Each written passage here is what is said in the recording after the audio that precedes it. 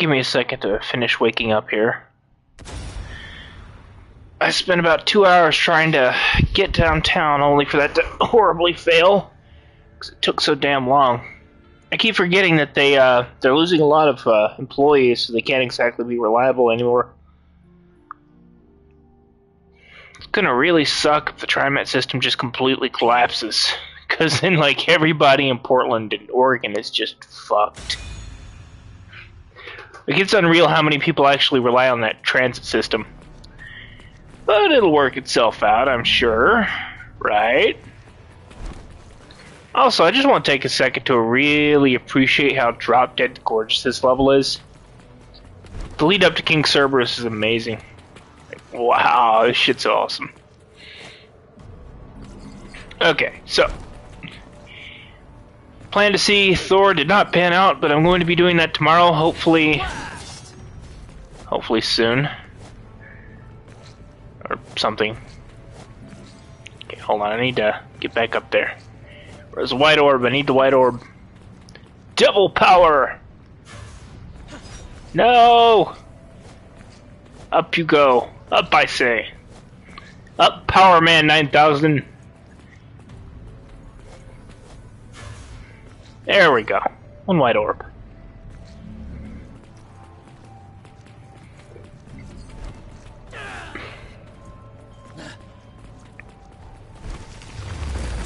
Yep, there we go.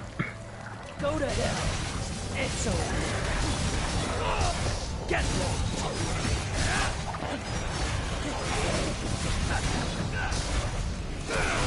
Now go to hell. Come on. Now go to hell. Excellent.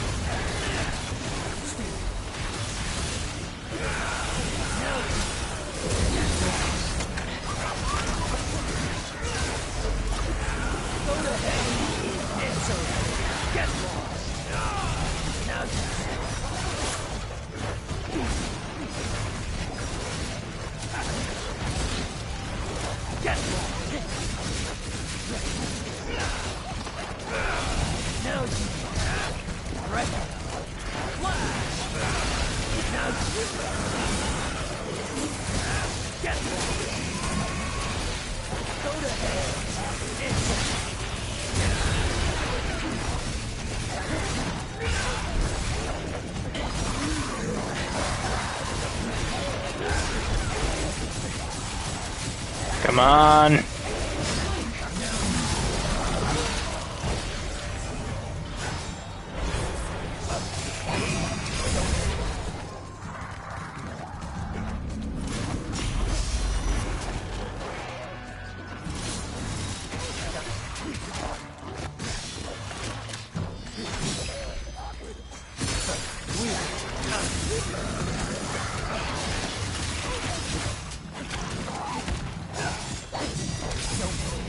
There's no time for doubt. I know what must be done. Taking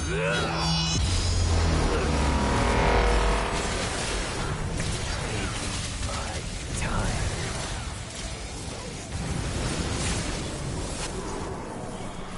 We both spring from the same roots. There we go.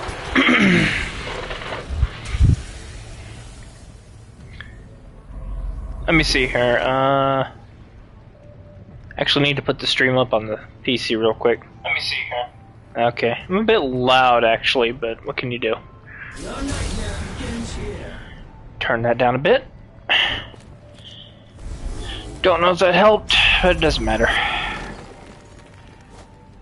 Oh, right, the crumbly platforms. Video games. Oh, hey. Okay, maybe if I... Aha! Got it.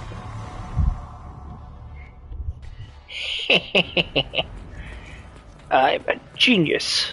Blast!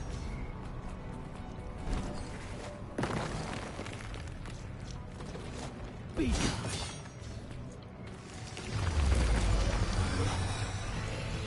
Go to hell. Excellent. Go to hell. It's over. Go to hell. It's over. Blast!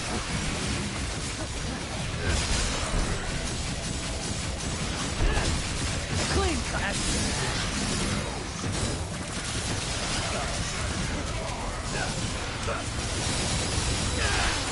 Down. You shall die. Let's have some fun.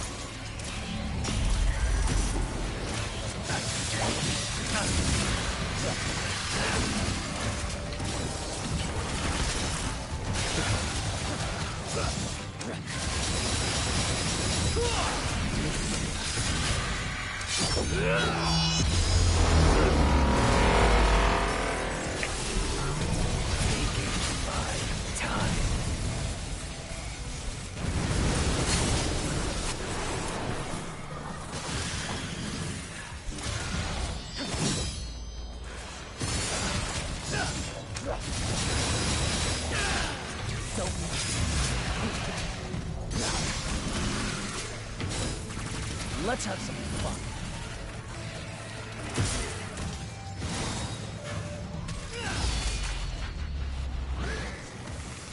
Perfect.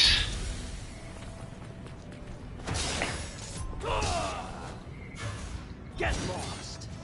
Dagnammit. Go to hell. Go to hell. It's over. Go to hell. It's over. Okay.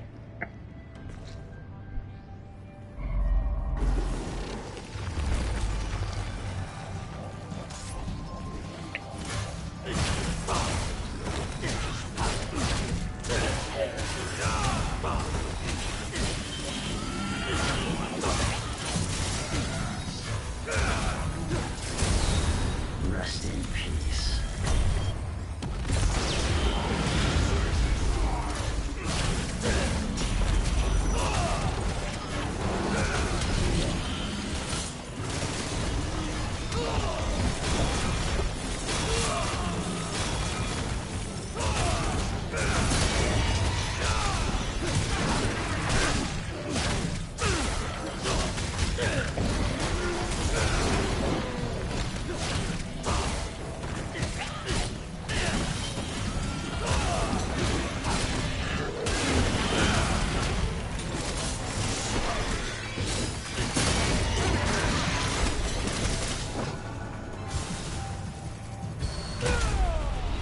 There we go.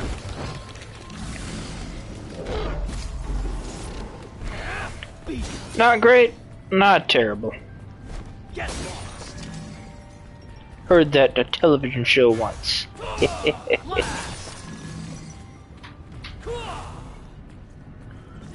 Oh my god, wait.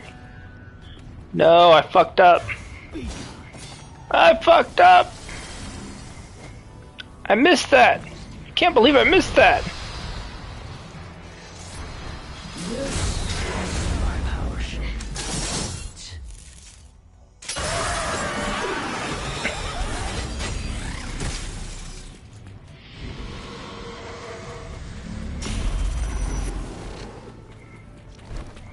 Okay, just a little bit further, I think. You know, if I have one problem with the cameo system, it's this. It's that, like, all the places you're supposed to sort of see other players in, you can't really see them from. Okay, hold on. Is this going down?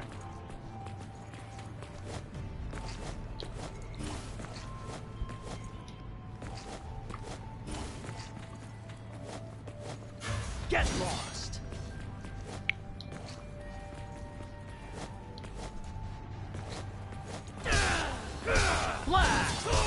No, that's not what I wanted. Okay, hold on. Get lost. Hmm.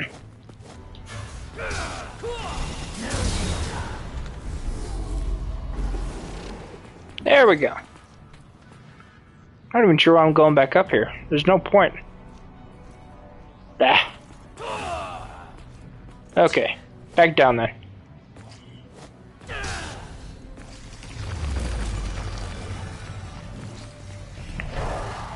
Go to hell! Go to hell! Go to hell!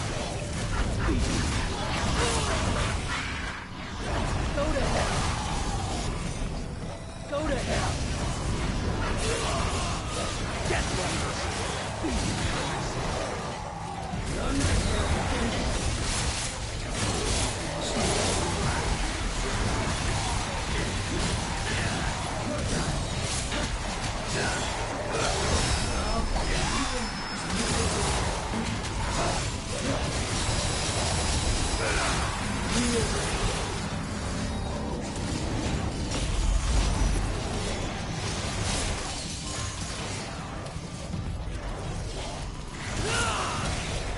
Okay.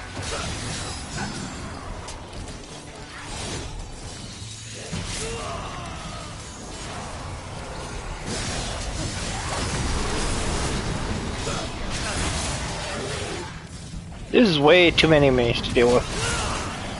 Come on, man! Okay, hold on, I'm gonna get this.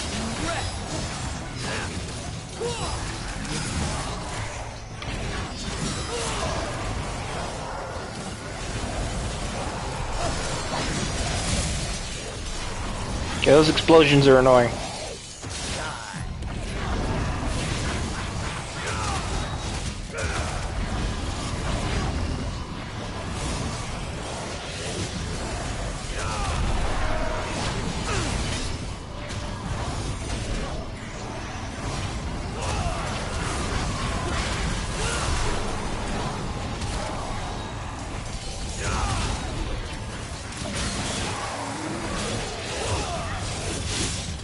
Jesus.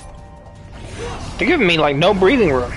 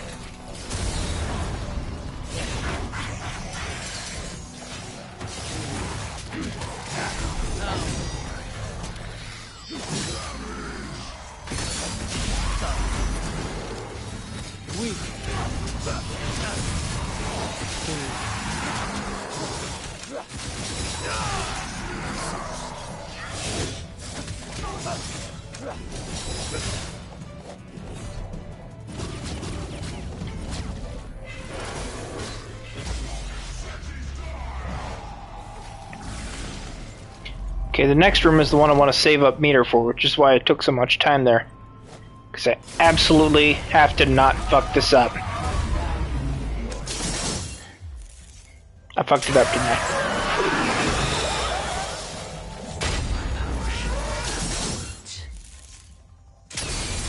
I? Okay, good. Whew. That's always really rough. Like, if you spent all that on, like, the Hell Judecas, you wouldn't have it for the Fury and the billion Sin Scissors.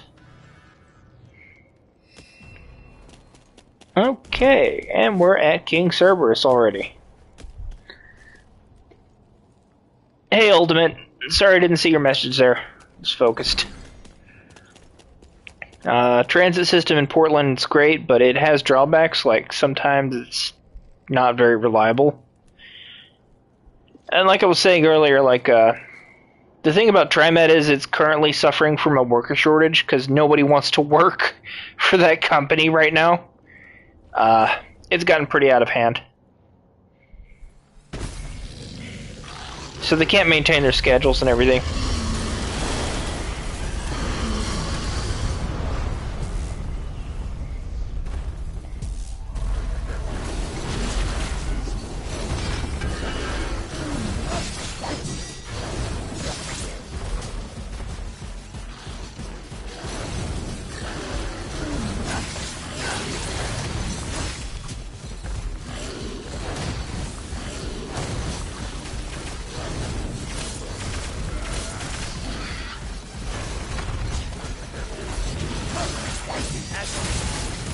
Damn. Well.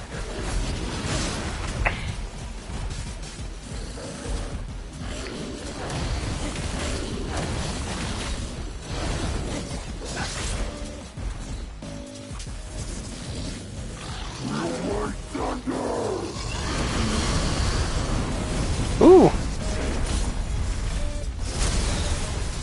There is no escape.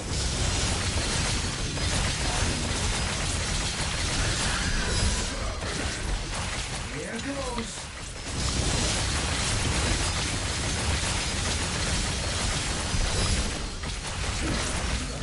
There is no escape.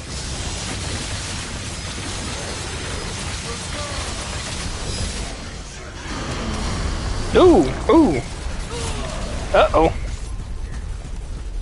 Doggy's giving me no quarter right now.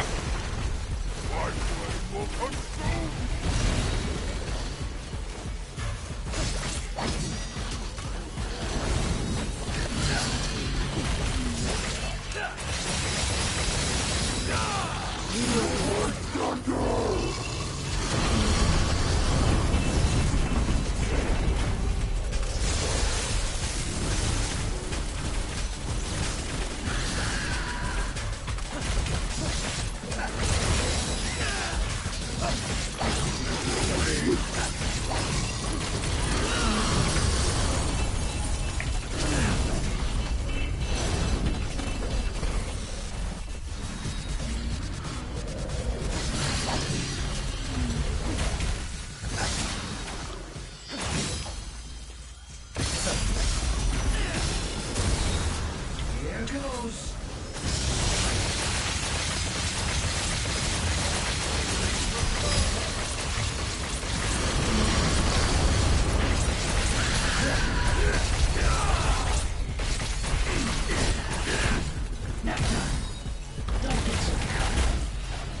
There we go.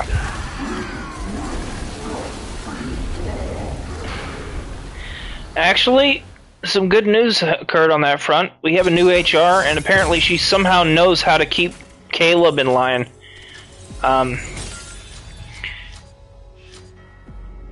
See, I was kind of at my limit because like the HRs couldn't get anything done because the boss of the company, the current owner, really hates being the owner of the company, and we all get the impression he's been deliberately trying to drive it into the ground. I don't know what our HR did, this new HR, but she basically got him to sign off on spending a bunch of money on some stuff that we needed. And no HR before her has ever been able to do that. Like, they've told him what they need, and he just says no. Flat out. This one actually got shit done. Like, the moment I brought it up in an angry email, because I was just getting really tired of the whole survey thing, she got back to me and said, okay, I'm on it. And, like, the very next day, we got a new chair, and we're gonna get like the soap dispenser repaired or replaced, at least in a couple of days. So the main thing that I've been kind of angry about is like because our boss just does not give a shit. He hasn't been listening to any of us at all, to the point where we're pretty sure that like our job's falling apart. People have been leaving en masse. Like, we've actually lost a lot of people because of this huge dent in our morale, essentially.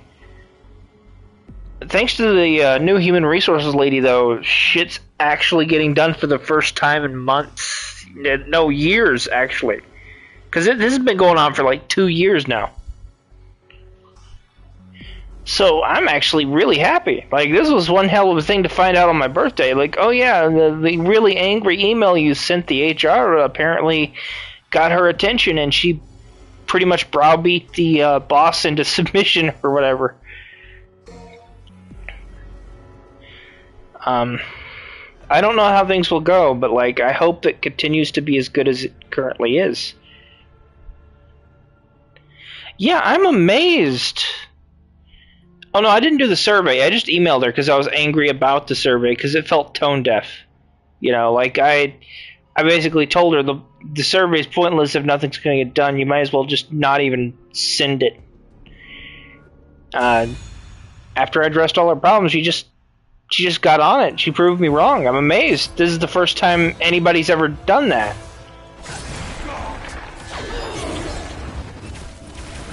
Okay, we're at Urizen. Okay, this is a problem.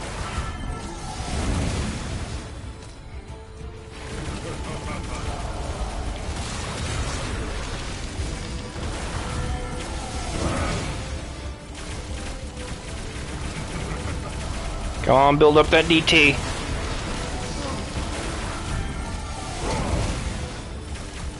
Build up that DT and concentration, come on.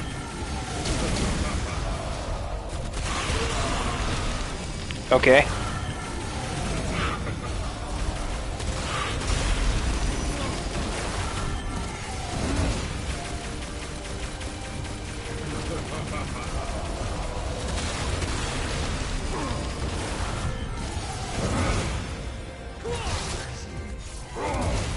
Go to hell.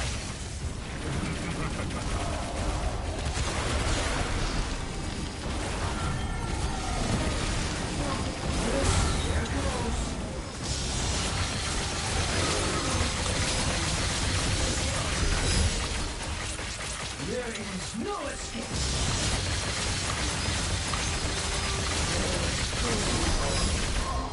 Here goes.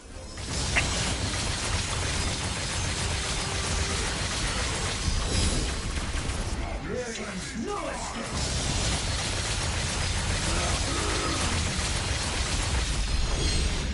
There we go. Deep Stinger is good. A demonstration.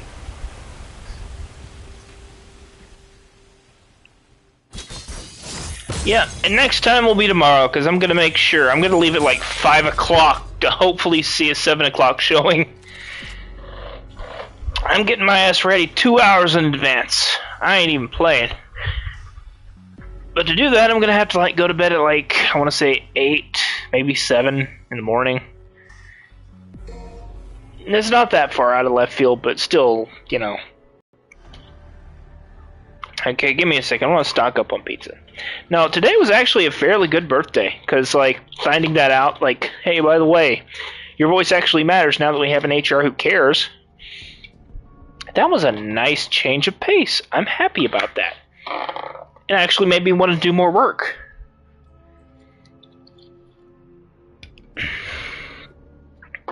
And Alicia even said she was actually bothered by the fact that she realized I felt like nobody cared. For some reason, that took her out of left field.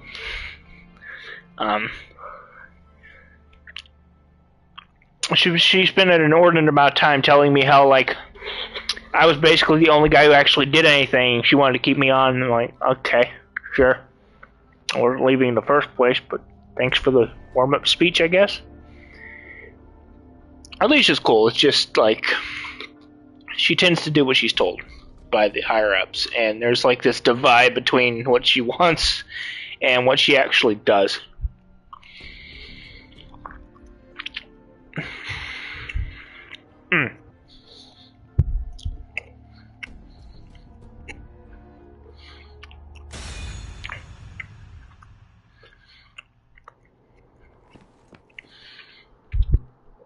Okay, give me a second here.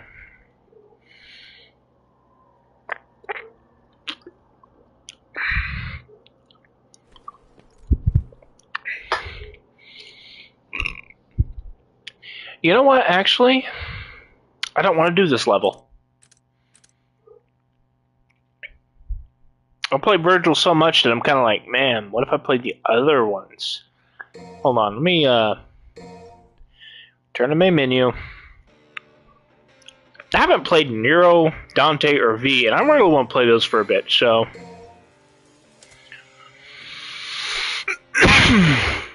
I'm not going to do a Legendary Dark Knight with those, though. That's really absurd.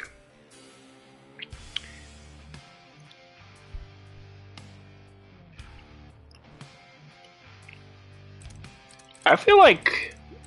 I'm not really sure, honestly. I'll level with you. I have no idea for sure. Prologue, Son of Sparta, Human Devil Hunter.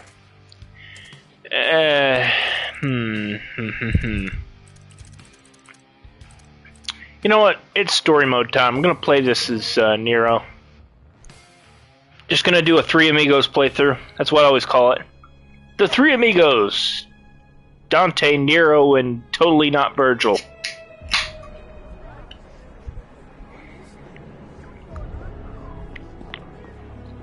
He's Goth Virgil. He's Gurgil.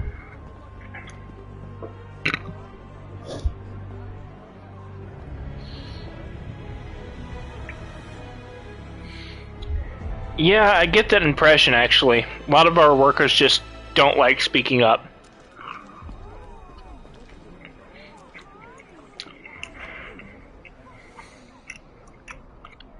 Like, I'll be honest, there's a really bad sense of resignation in all of our coworkers. But they're just used to not talking, for standing up for themselves.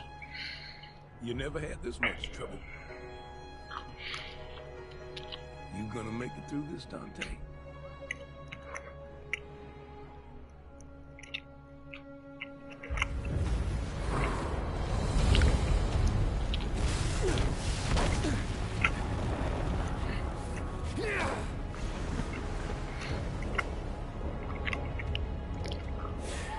What am I doing wasting my time here? He's got this.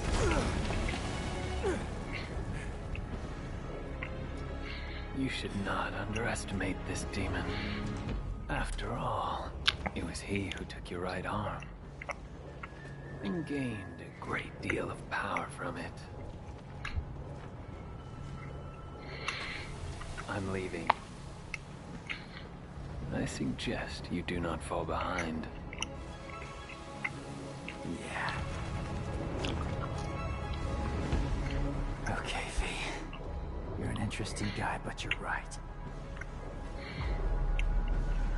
I've got a score to settle with that son of a bitch.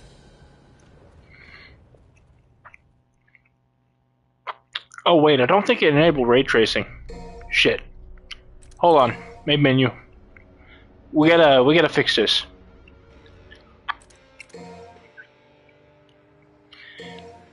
I want this game to look pretty too. So turbo goes off. Unfortunately. And graphics go on.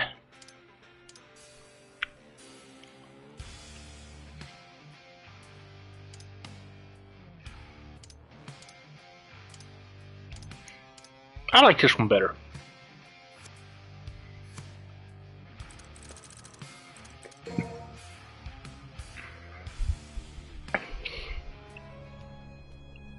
Yes, Harris, we got this.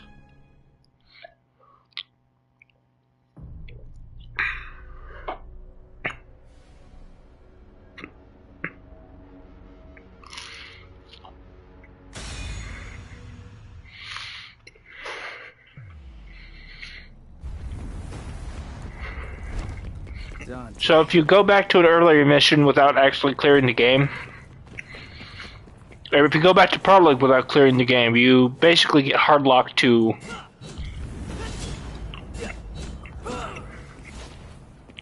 non-breaker Nero, who's missing his arm.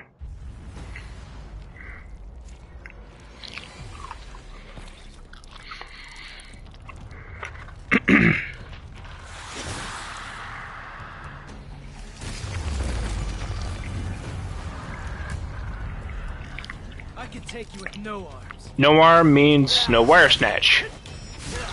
He gets all of his abilities though, so it's just the arm that's missing. What'd you say?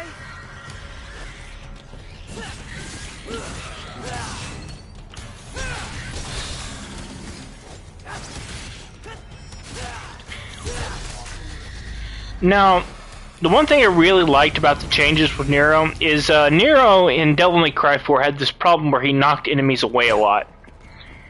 Like, all of his enders knock enemies away. So, like, this one here, that knocked him back. This, that knocked him back, right? They fixed this in Devil May Cry 5 by giving you a sort of hold the button and then you'll chase them down after you knock them back. So, like, if I do this, then hold the button, chase them down. The same goes for air combos. You have a forward stinger that's essentially just you chase them down to the ground. And this is great because it also does pop-up, which, honestly, it's a lot of fun to use that. It's great on Furies, too, because, like, the pop-up from attacks that do that resets their animation. So they can't just enter, like, teleport mode, because you keep resetting them. So, like, you do this. Alright, hold on. Right there. I trust Yeah. They cover one of Nero's biggest problems with his combat system with like a couple of upgrades, but it gets better once you actually get like the Devil Bringer back. You get an attack that where you like you input it into attacks where you punch an enemy, and you can do this during enders, and you can stop them from flying away outright. So there are like two different solutions that they came up with, and put De Niro's kit to make it feel more complete. Humans helping each other out? What's the world coming to? Out of the way!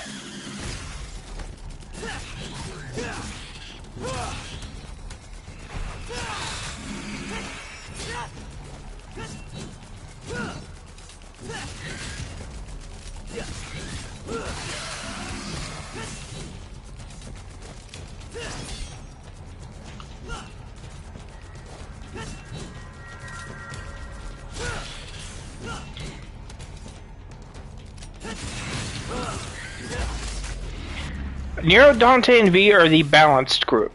They're the ones you play as when you don't want to break the game cleanly in half. Do you not understand? We cannot hope to do this without you. That's all right, superstar. Go on with your bad stuff. Go ahead. We got this.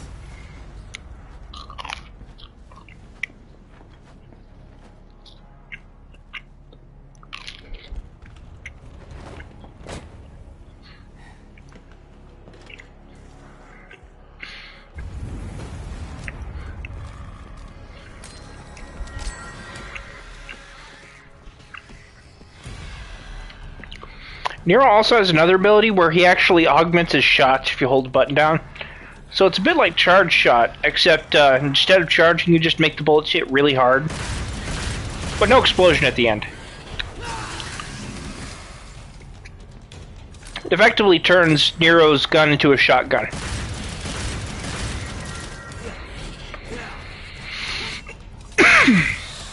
Yeah, Dante is balanced because it costs a lot. Whereas Virgil can do that sort of damage without actually using red orbs.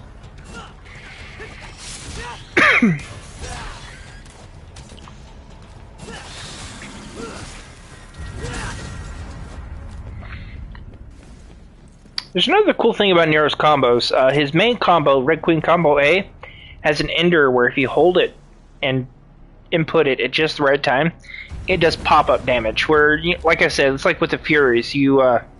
It has the same properties as this. It's really good. And it's a great way to sustain a combo against a Fury without them, like, teleporting out. But without his breakers, Nero really doesn't have most of his kit. Breakers are a main part of it.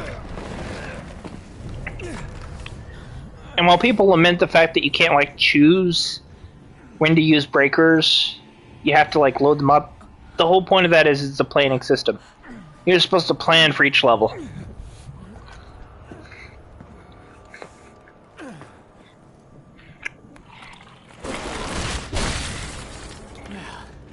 Looks like this won't be a total waste of time after all. Hey, jackass! Did your mother ever teach you it's not nice to steal?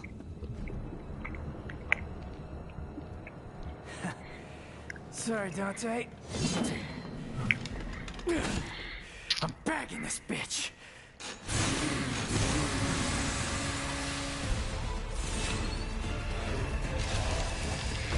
You can actually charge Red Queen during a cutscene.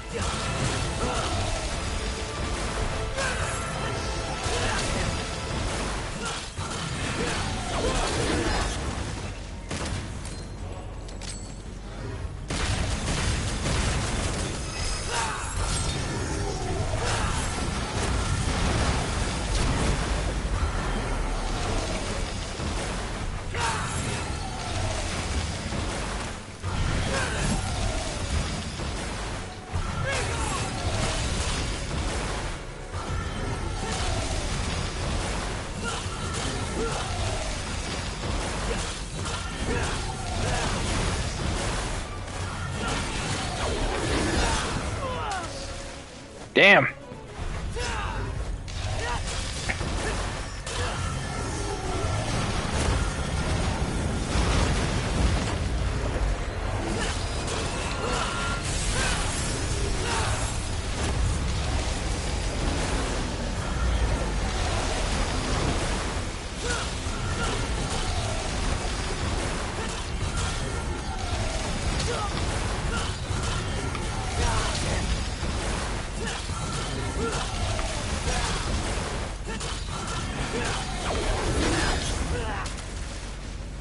Let's see. Which one wants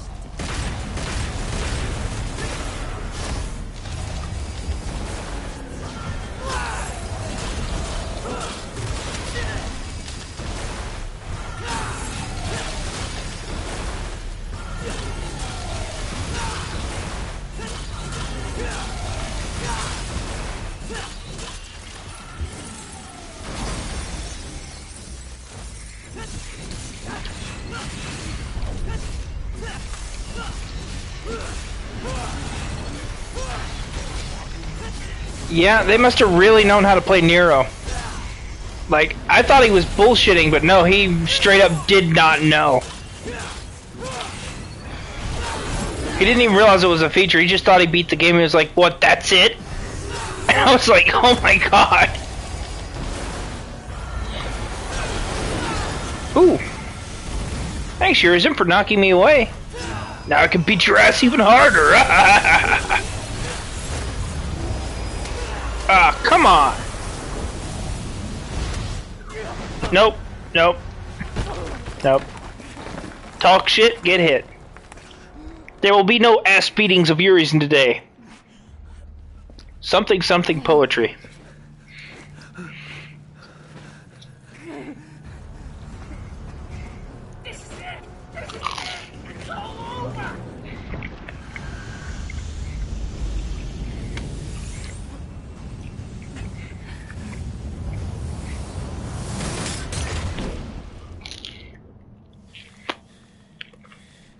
round two?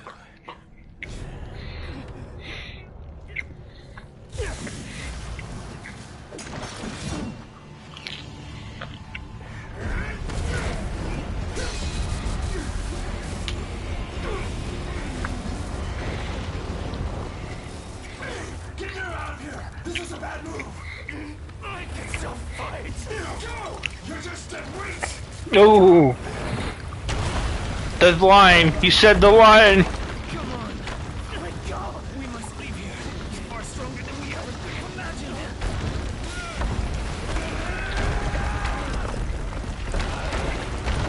Bastard called me deadweight! I didn't come all this way for nothing! Stop hitting yourself and think of ways to get stronger and actually help. If Dante loses, you're all that can defeat Urizen. Is that what you call him? Yes. Urizen, the Demon King. That's the name of the demon that took your arm.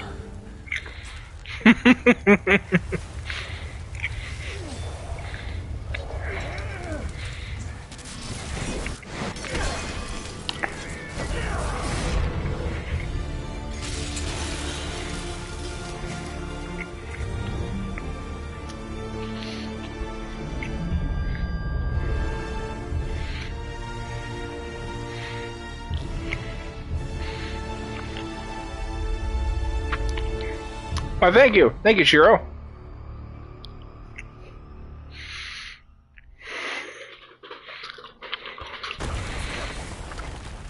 I got tired of kicking the game's ass with Virgil, and I'm just gonna play through the main game.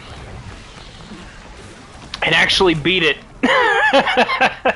Because I played as Virgil this whole time and didn't finish the main campaign. What happened to Dante? Where's Dante? He's by the time, but it doesn't look good.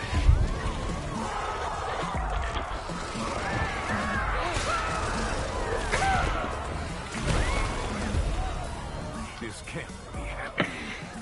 Dante lost. Forget it. There's nothing we can do. We must go.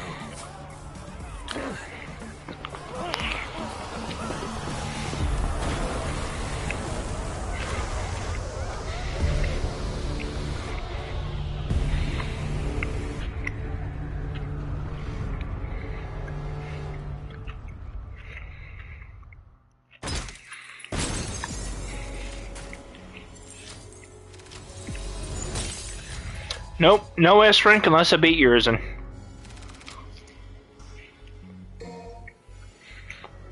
It's too bad, but it is what it is.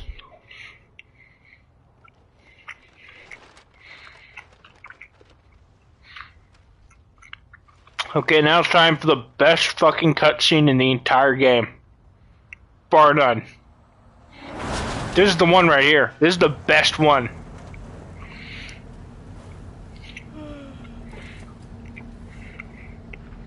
Redgrave and its surrounding cities have ceased to function as a result of the mysterious tree that apparently attacked the city approximately 1 month ago. In light of this incident, the government... They're demons! I've seen it with my own eyes! Redgrave is completely taken over! Let us pray for mercy. This is a trial from the heavens above. Same crap, different day. So, tell me, Tell you what, how does it feel to be rescuing the guy that killed your father? hey, I'm glad we're getting personal. Well, he abandoned my mother and I and left us for dead. I feel nothing. Well, he's not exactly going up for Father of the Year award now, is he? His research wasn't half bad. That's the thing about Nero. Mildly thankful for that. By the time Devil May Cry 5 rolled around, he was essentially on par with Devil May Cry 3 Dante, just as a basis. But you see, the thing is, being on par with Devil May Cry 3 Dante is not the same as being on par with Devil May Cry 5 or 4 Dante. And if he's not even close to Dante as he is now, what hope would he have of beating Virgil? Even like half of Virgil. My groove.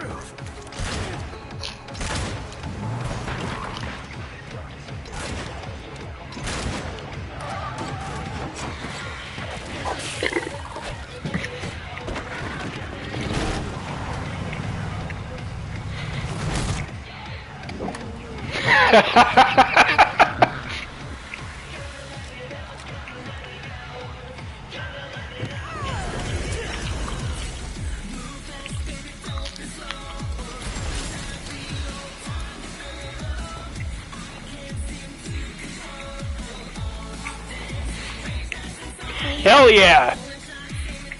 This is some Deadpool shit right here.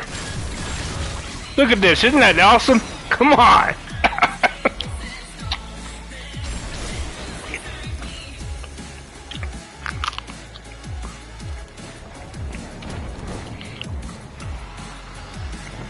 This is the Deadpool opening credits, but 1,000 times better.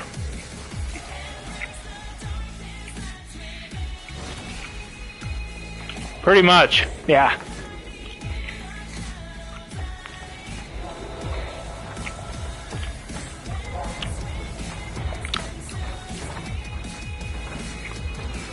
It's so fucking good. Seriously. This whole game is so fucking good. It's the best.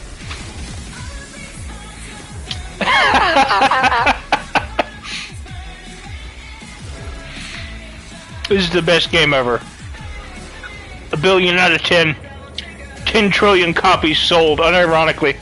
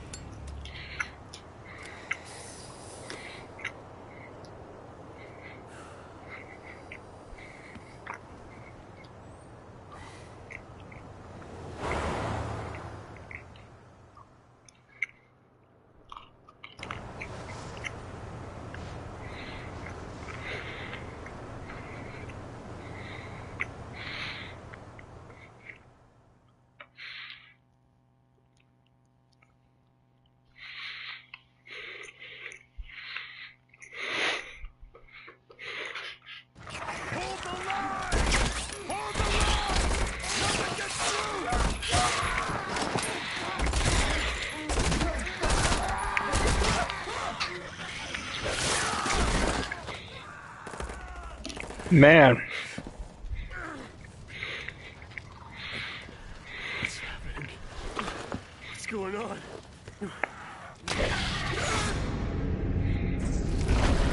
I like how, in his final moments, he just starts enduring shell shock. Like, just the sheer horror of it. And then suddenly some dude without an arm steps out. You look like you need a hug. But you're not gonna get one from me. And tells him he needs a hug. Who are you? Hey, you're gonna get yourself killed! Don't crap yourself. See, Virgil's motivated. Nero's determined. You know what I said, you dumb one-armed son of a bitch? You're gonna die! Cheer up, crew cut. You taking notes? The thing about Nero is he's actually extremely strong, even without, like, full-blown demonic power. Like I said, he's essentially a pre-Devil May Cry 3 Dante. Before Dante awoke. This is, like, before Nero awoke, so he's, like, just really strong. Okay, for this, I need to get some overtures going.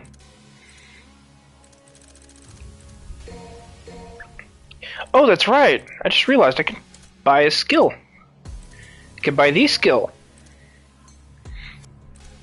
Or I could, if I can find it. Yeah, here it is. EX Provocation. Worth every penny. Enemy step.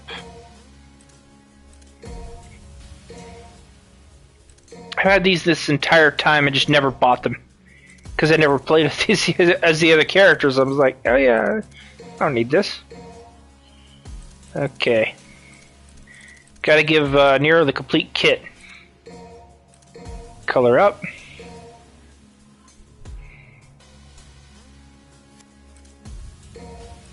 Streak 2.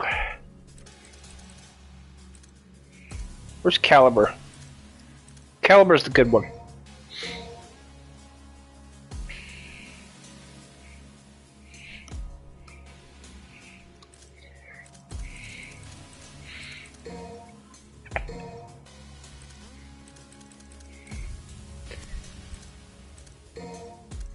I think I've got enough stuff to get everything, but I'm not really sure right now. Here we go, Max Act. Breaker +2. Okay, I'm gonna need more of this.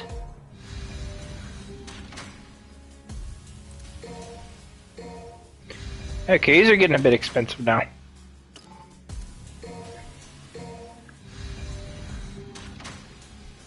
Okay, we're good to go. Pretty sure we are. 90% of all abilities, check. Okay, the rest of them are just DT related. There's nothing else I need for Nero.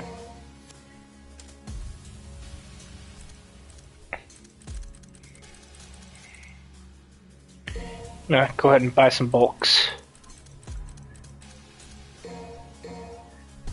It's always good to have bulks.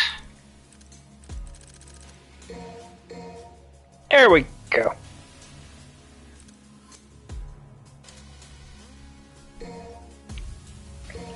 Okay, I'm going to turn this into the Overture magazine for now. Nothing but overtures. And I'll upgrade later.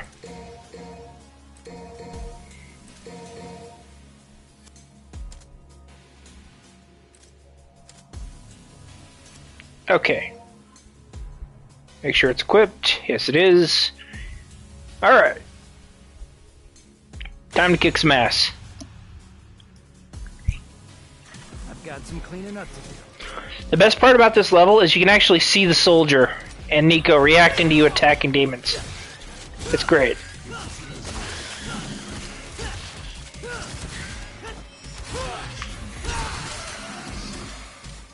Let's see. Which one wants...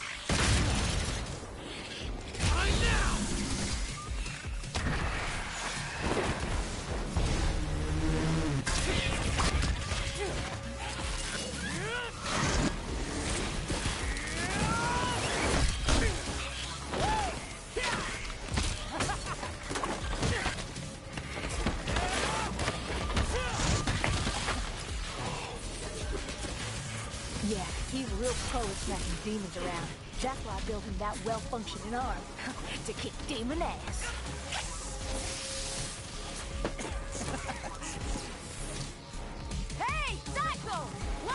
Destruction dash! Hey, stop bitching and take cover.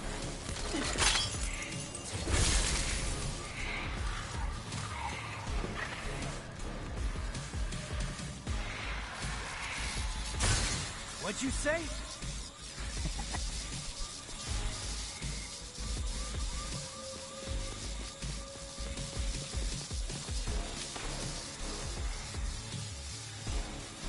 Let's see.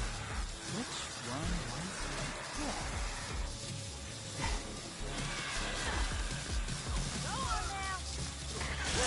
Happy birthday! Now make the wish!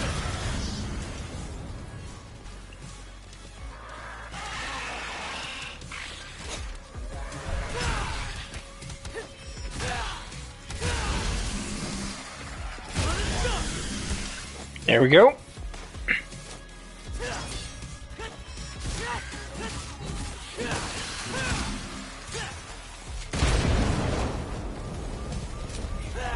getting the hang of this new toy. Right now. Did Nico leave this here? Sweet. Let's get airborne. What a mess.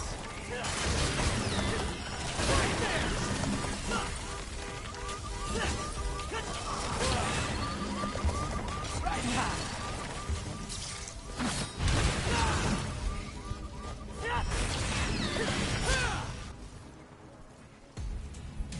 All right.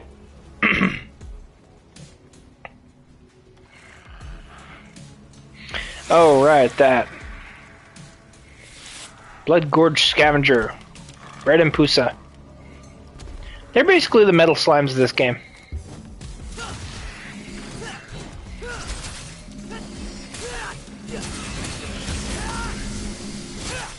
Right there.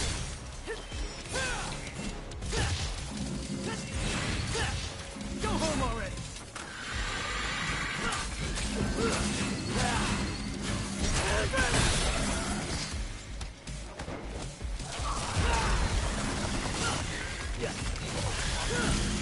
Let's get airborne.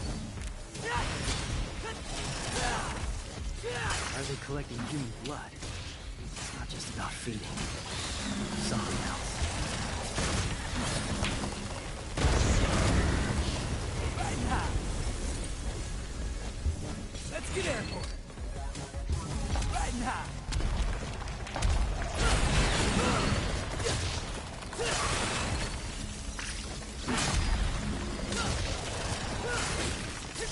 Right there. Let's get airborne. Okay, let's see if I can get this down. What a lovely house plant.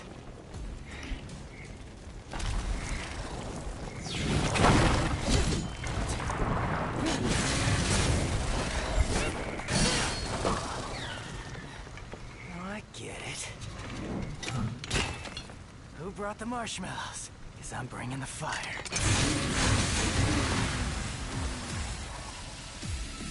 Generator! That sword makes it easy, right? Want it? Oh, you! Happy birthday! I gave you that one.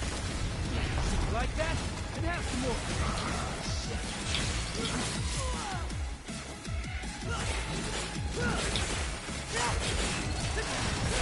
Swing in a minute. Want it? Oh, you!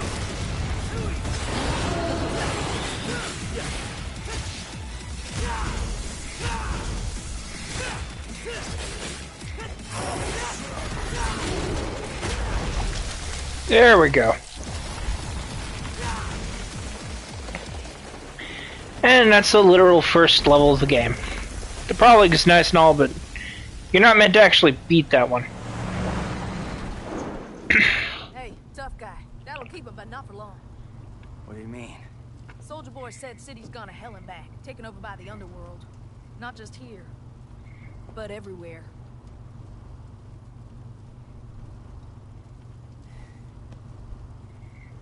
Yamato did this.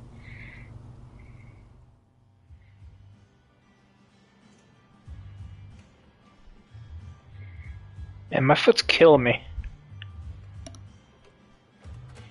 Really shouldn't have walked back.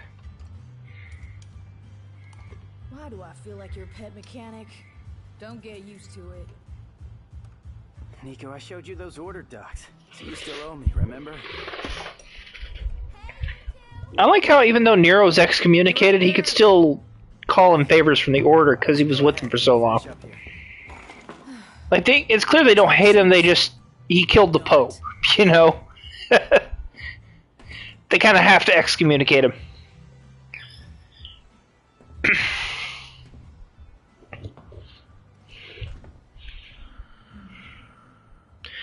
Okay, something I've been thinking about for a while. What is it? Virgil shows up in Fortuna, but he's in like the roughest shape imaginable. Food's ready. I feel like it's not a coincidence that he showed up in Fortuna. I think he's been in Fortuna since Devil May Cry 4. Because, like, they brought parts of Nello Angelo in for experimentation, right? And those parts were used in, like, the Angelo robot things in Devil May Cry 4. But Nero destroyed all those. So what if the reason that Virgil's in this shape when you first see him in the game is specifically because Nero beat all those Angelos, freed all the parts of Virgil, and they came back together into this sort of zombie Virgil? I'm taking this back. So Nero is responsible for this happening, technically.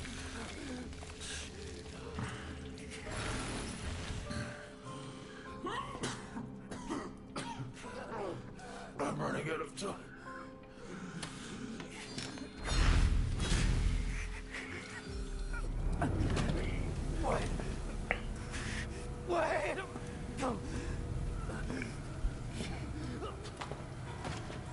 Yeah, that's the thing though. Like I said, they brought Nello Angelo into Fortuna, and that's why the Angelo armors exist. They're literally all based off of Nello Angelo, and they use parts of his body. But the thing is, Virgil is Nello Angelo. You see, he's just been corrupted and possessed by Mundus.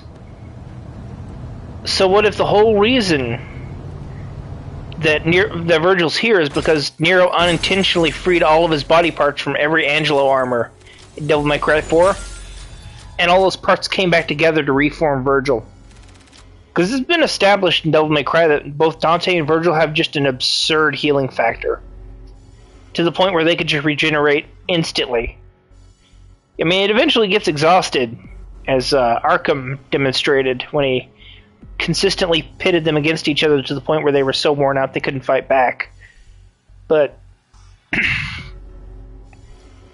like, their healing factor is actually insane. They can regenerate from basically anything.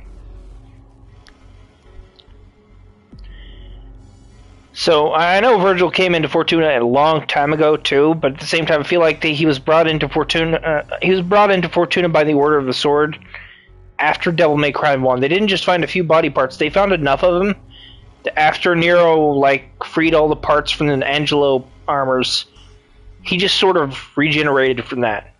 But like you can see, he's in really rough shape here.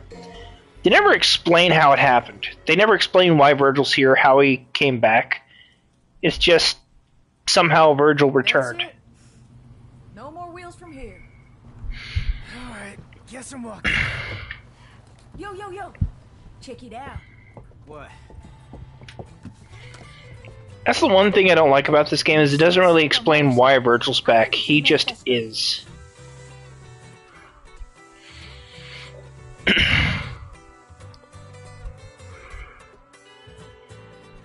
Yeah, and Nero kind of has a similar sort of healing factor, but he can't regenerate limbs until his Devil Trigger activates. See, in Devil May Cry 3, Dante suffered from wounds and he just sort of stayed injured until he awoke to his demonic power. Like, when he finally, during the first Virgil fight, when he awoke at the end, you can actually see an example of this. He literally punches his arm through Yamato, slicing it wide open, and he somehow manages to slice or push around that to grab the sword, and he heals as he's being cut.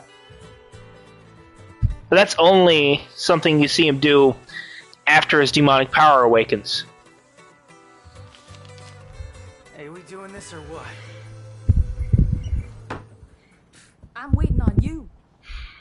I'm cooking. And Nero, he gets his arm back after he awakens to his demonic power. Like, it just sort of regenerates on its own.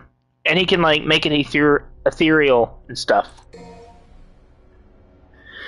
Okay, I'm gonna go ahead and fit some extra stuff here. I don't need this many.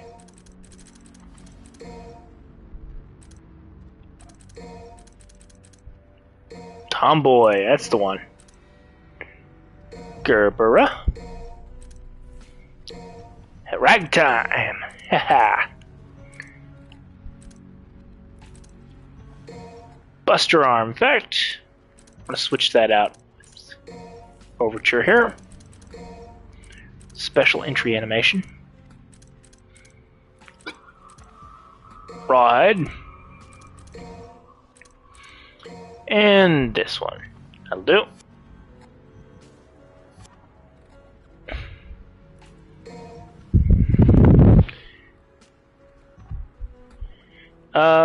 Well, I don't think I can. Let me check though. Yeah, I can't yet. I haven't unlocked Nero's DT yet, is the thing.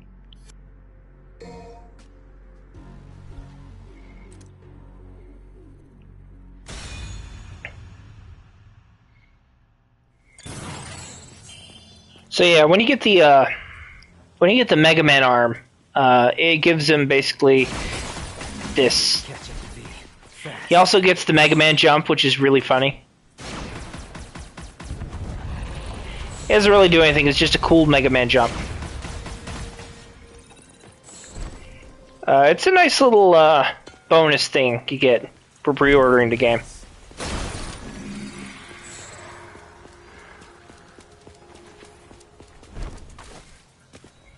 Likewise, I think if you die during this, you actually just do like a full-blown Mega Man death scene. I'm gonna show that actually. I don't know if it's possible, but I'm gonna die with this arm equipped real quick. No, you only like you can only buy DT stuff for Nero after you've unlocked his DT at the end of the game. You get it by oh, I'm deliberately trying to die, but these guys suck.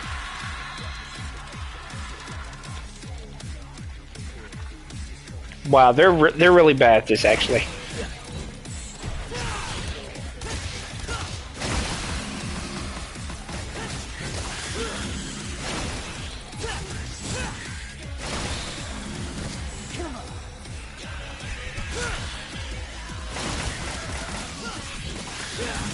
I'll play with ya.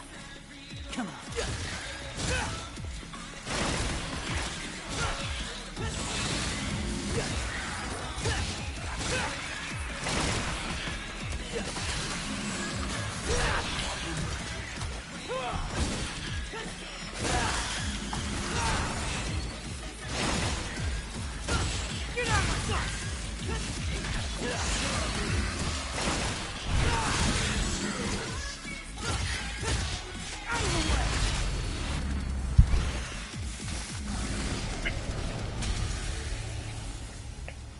Yeah, Dante definitely has his, and so does V.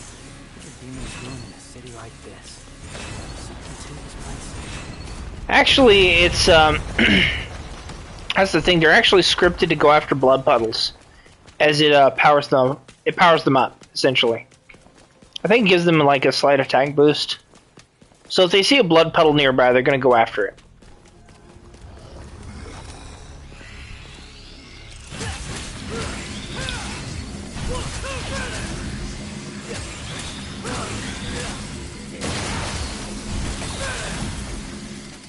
Come on. Okay. Making it easy for me, huh? Here's the funny thing about the Buster Arm. It still has utility after you manage to, like...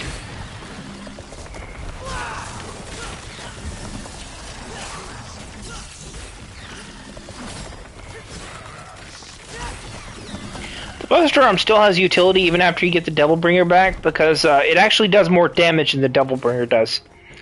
Its normal attacks hit way harder, and also its breakage, which is like the super attack you do where you hold down the button. It'll outright kill any enemy, no exception. It just insta kills them. It's great. It does doesn't do that to bosses though. It does like a load of damage to bosses, but that's about it.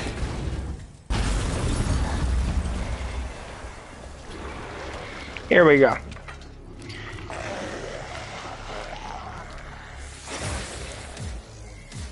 Hellcana. Pretty good enemy, honestly. These are a carryover from Devil May Cry 3, but...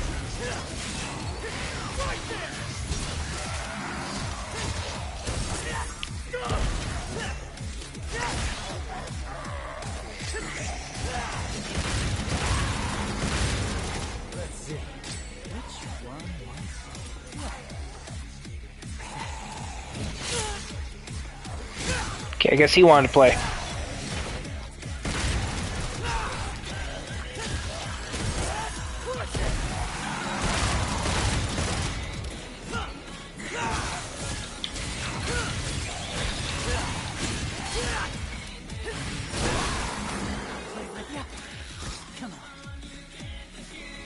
Let's see.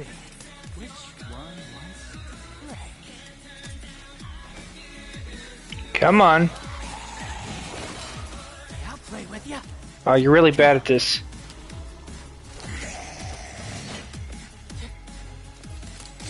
Who's up next? Let's see. Which one wants... Let's see. Which one wants... Come on. Do something. Do anything.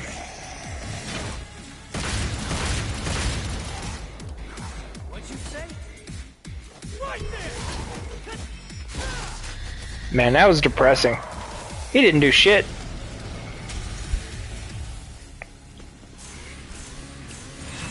All that time and I could have been kicking his ass even harder. Let's get airborne. Now here we go. Overture. Just what the witch doctor ordered.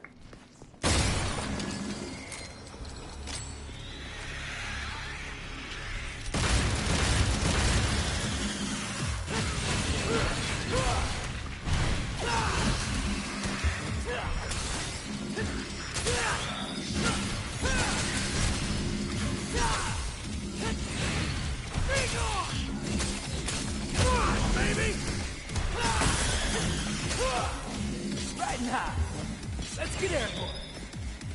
There we go. Love the fact he can do that in the middle of a taunt. That's awesome. Here's something really surreal. Secret missions are canon. And more importantly, so is time travel. Because this happens later in the game.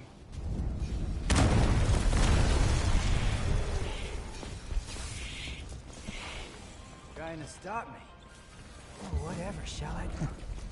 Yeah, I can make this work. Okay, and these are by the DMC crews, so they get like default internet stuff. Should've just hacked my way through. He doesn't seem like a demon to me. Okay.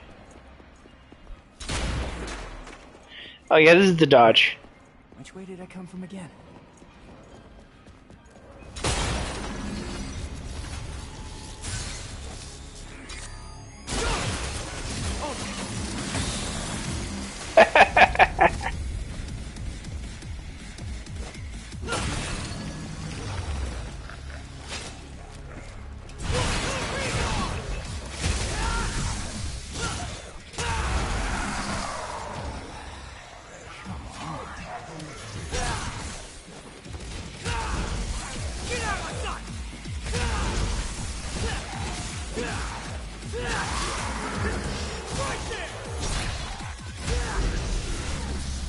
There we go. Okay, so funny thing about this is it's an interesting taunt. So if you get this taunt where he puts on his hood, the hood stays on until he gets hit. So if you can manage to keep the hood on throughout the entire level, you get bragging rights. Because you're cool. You can go through this game without getting hit once. Right? That shit's awesome. But you have to not get hit even once. That's the catch.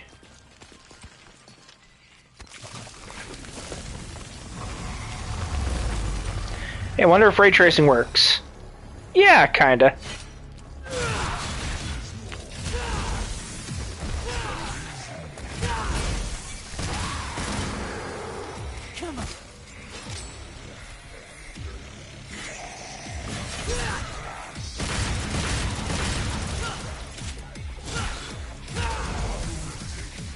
With ya. Right now. Let's get airborne. Right now. That was the force fault, not mine. Let's get airborne.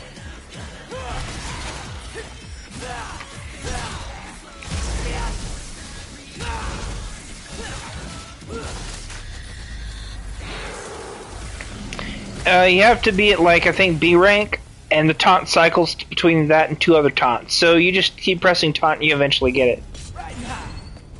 But you have to be at B rank to make it work. I think B or A. That's when the taunt activates. Each taunt basically activates based on, like, what your current rank is. So if you're, like, C or lower, you'll get, like, the default taunts. S is when you get, like, taunts that just look really funny and cool.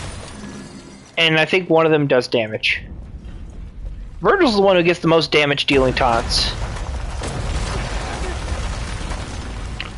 The air taunt is always going to be a thing by default. Like, especially with Nero, there's always going to be like an airtime taunt that you can use to easily charge this sword. Red Queen's charge is based on like timing, and the easiest way is to just do an air taunt in the middle of a fight and taunt it like literally right there. Right here. Yeah. Ooh, wait. I didn't even realize this was here. Okay, what did I activate? No fights. Okay. Damn. Okay, here we go.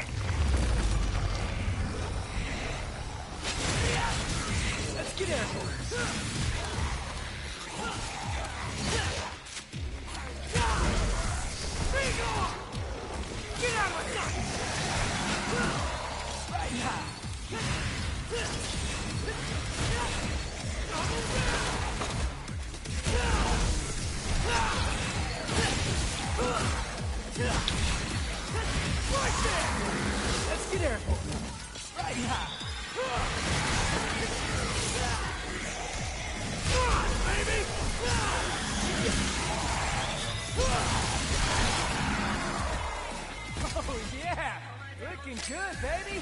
Make love to the camera. Woo! Work it.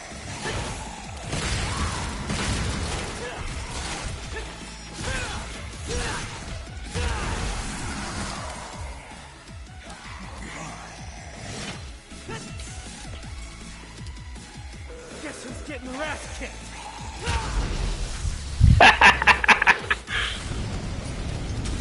Oh yeah, for sure.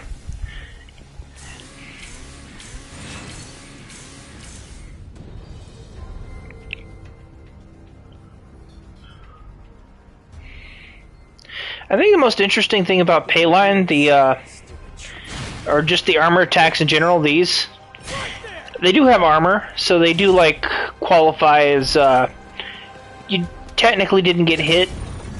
It'll still drop the hood, but it won't decrease your style rank if you get hit during that, because you're armored.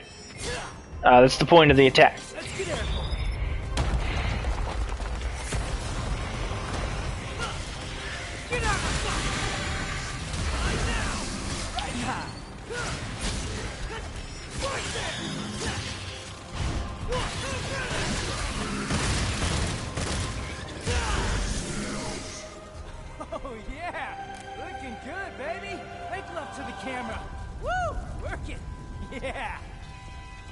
It's so much fun to play.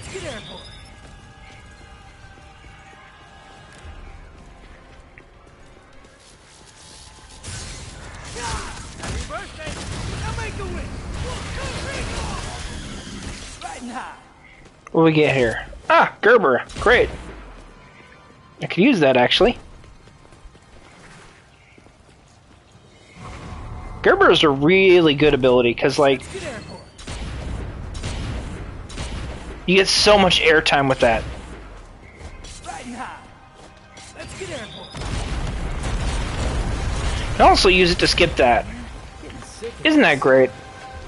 I could just not do that fight. But you see, if I skip it, I won't get the cool cutscene. So I don't want to skip it.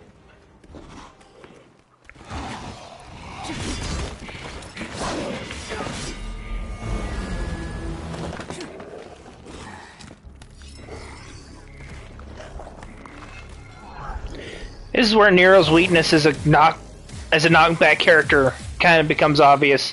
Because these characters counter knockbacks.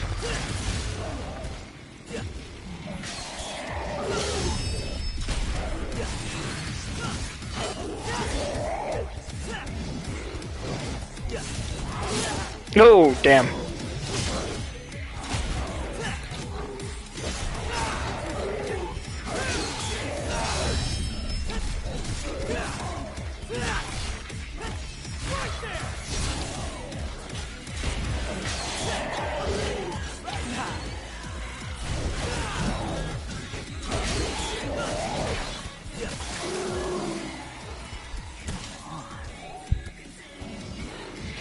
Let's get airport.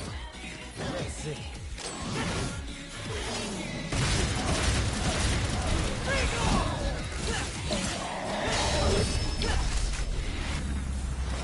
There we go. Man, keeping that hood on is really hard, though. Riding high. Let's get airport. You have to avoid getting hit even once, and that's really not doable most of the time. Okay, here we go. We're gonna hit the Goliath fight. This new arm is pretty sweet. But first, my other favorite part of the game. The one thing you can never ever skip on any Devil May Cry playthrough. Nico! And her van cutscenes. Took you long enough, dumbass. What happened to the third ring roll? Tell you what, you call me from now on, and I'll hustle on over.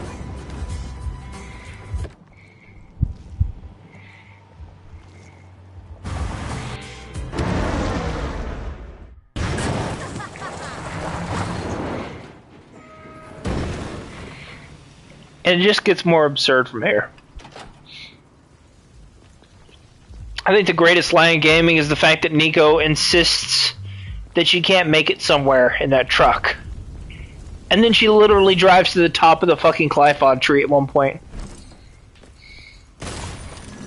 It's great. This whole game is great.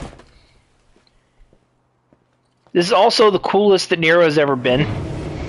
Because it just gets better from here. Here he is going full Devil May Cry 3 Dante on us. Somebody call a doctor? I wasn't expecting any survivors.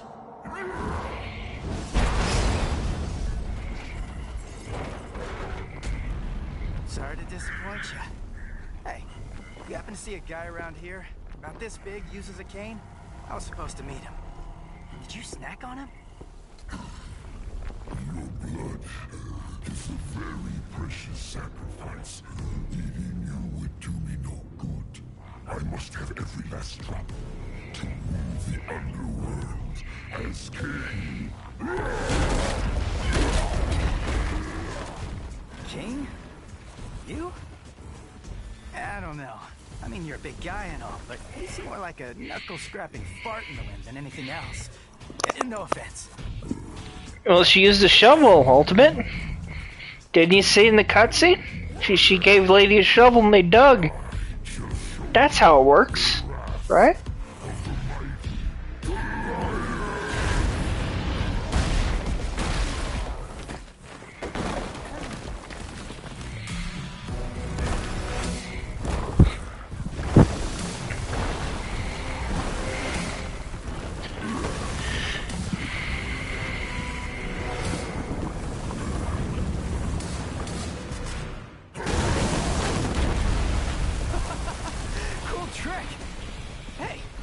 You do parties?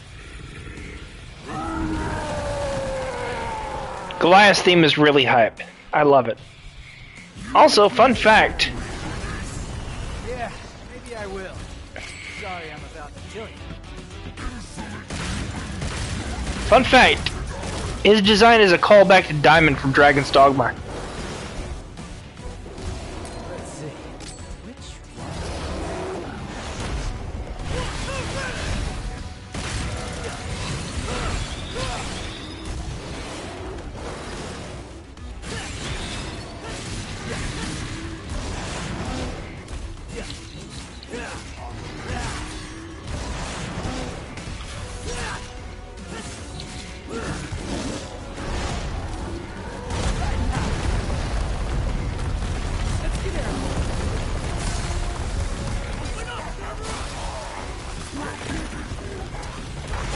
It's your grave. Jack it up all you want.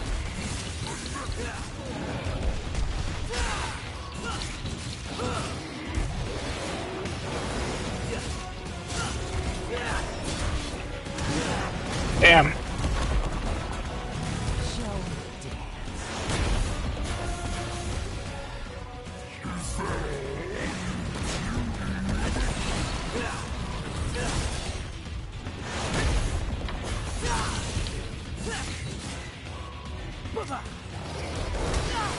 Damn. Every time.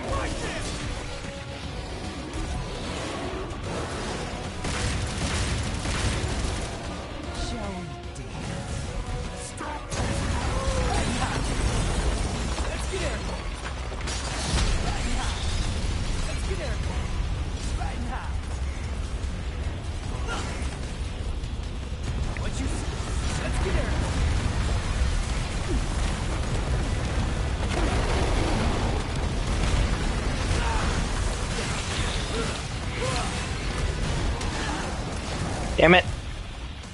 Okay, hold on.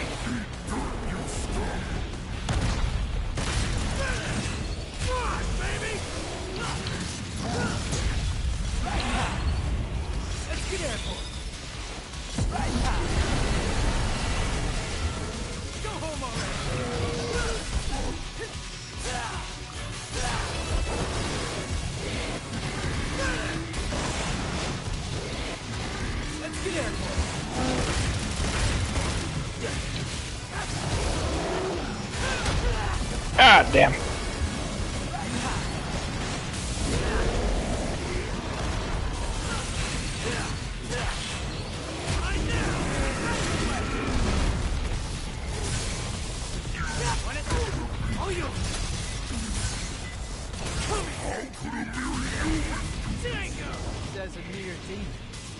Okay, aim carefully.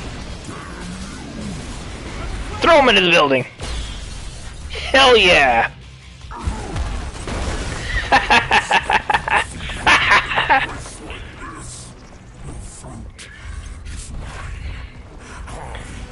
Right?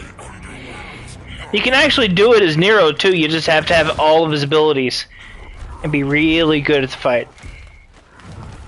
I curse my stars in bit of grief and woe. That made my love so high. Now you clearly see like Nico and Lady with shovels, and then suddenly they come up from underground. Clearly it's because Nico and Lady dug their way underground first, then drove through it. Now how does that work? Magic, clearly. Magic. Little wanderer, hie thee home.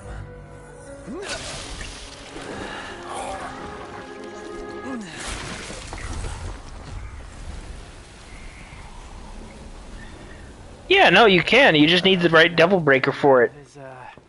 Remember when I said like Pardon my delay. Nero actually has the a Devil Bringer breaker. Reading.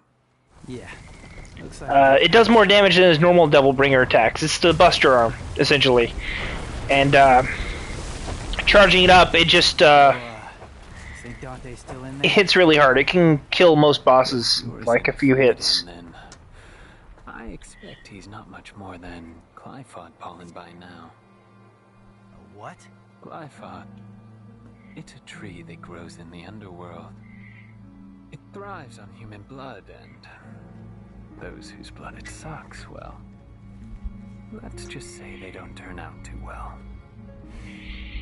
I like how this came out around the same time that Resident Evil 2 Remake did, so like the two teams were competing with each other If not, we don't. in terms of graphical fidelity and gameplay. First, we And you can kind of see that here. some Glyphod roots. Because it feels like a weird Resident Evil style Devil May Cry, you know? It's nice that they were like having fun with that competition too, like they were actually trying to do it. I know I'm late. Shut it! The roads were all clogged. Hey, you must be V, huh? Hey, you gonna get that? Ding, ding, ding, right by your feet. Woo-wee! I'm gonna make something amazing out of this. Did you just sniff that? Do you have any idea where that's been? Up your butt? Focus on the mission. She's so immature, I love her.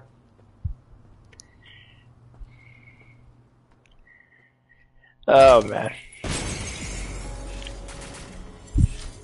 What time is it? 12 o'clock? Yeah, I've got like 7 hours left. I might shift gears to Dragon's Dogma, but I want to keep going with this for now.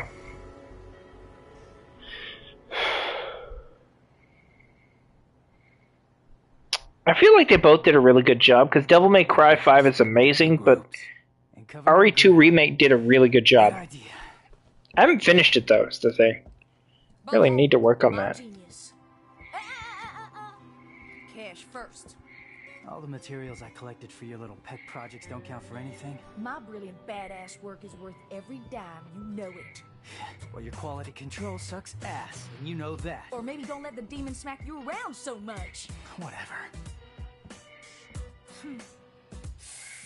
I am truly gifted. It's a work of art. Oh, so you're an artist now, huh? Yes, I am. Got any questions, little chicken? My grandmother was called the 45 caliber virtuoso, legendary gunsmith. I hope to be like her someday, an artist and a lethal artisan. Everything I create is art, whether it's a gun or a steel pot to cook birds in. Any more questions? Huh? Little cheeky. The chicken noise at the end just sells it. And if I don't see you along the way, I'll see you at the bottom of the Glyphod. Sure. The remake of Resident Evil 3 wasn't very good because it had like a team behind it that didn't care, I'll let you is the thing. Hey, you got any more questions? I think the most fucked up part about the Resident Evil 3 remake is it being half-assed is also consistent with it being a remake. Because the original Resident Evil 3 was also half-assed. They didn't try with that one either. So in a really fucked up way, them cutting content from the remake and just making it more streamlined and less good makes it a better Resident Evil 3 remake. Because it's just as true to form.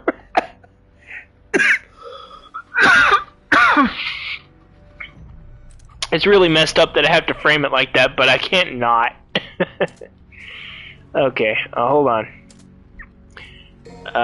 Recommended set.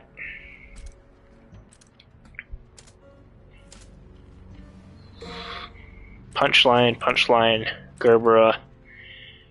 Okay.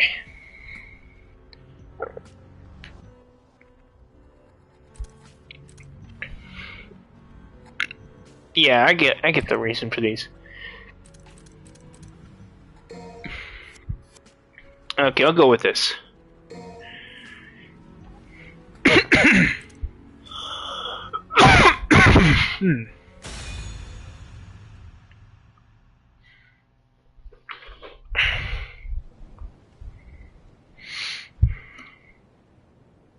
All right, move out. Oh man.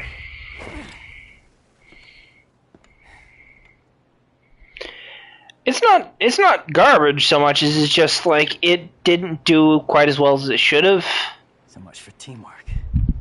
I want to say like they really did need to cut content from it. They really needed to like improve on some things and keep some things. And for the love of God, they needed to do Nemesis so much better than they did.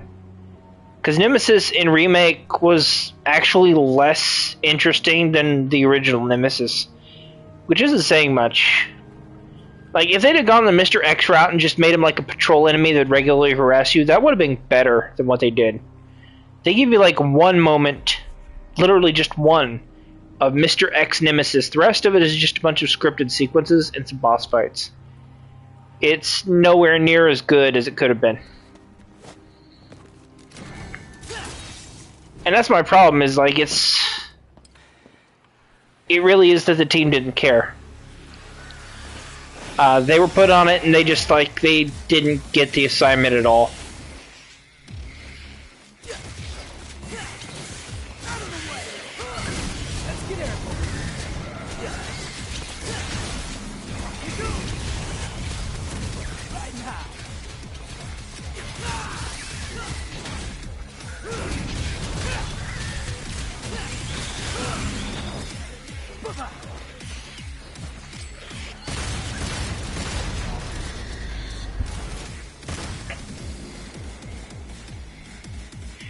I think Resident Evil 2 Remake is better than 3 Remake.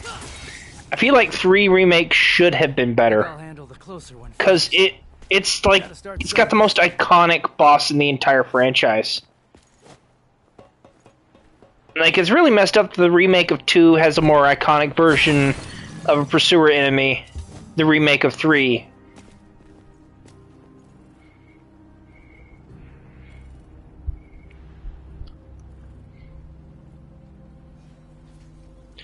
Yeah, but they really could have fit him in there, you know? They could have made it work better.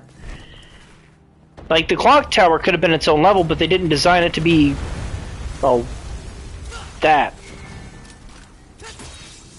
Like, it's not even really a level, it's just this area you get chased around and you're like, okay, I'm out of here. And then you fight Nemesis at the top, and that's it. Now, having said that, I do like the way Nemesis is presented. Not in terms of gameplay, just in terms of presentation. Let's get airborne.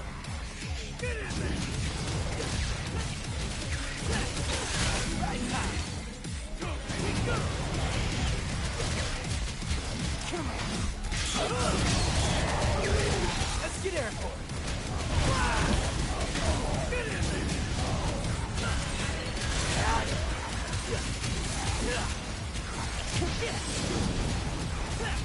Okay. There we go. Rocket punch.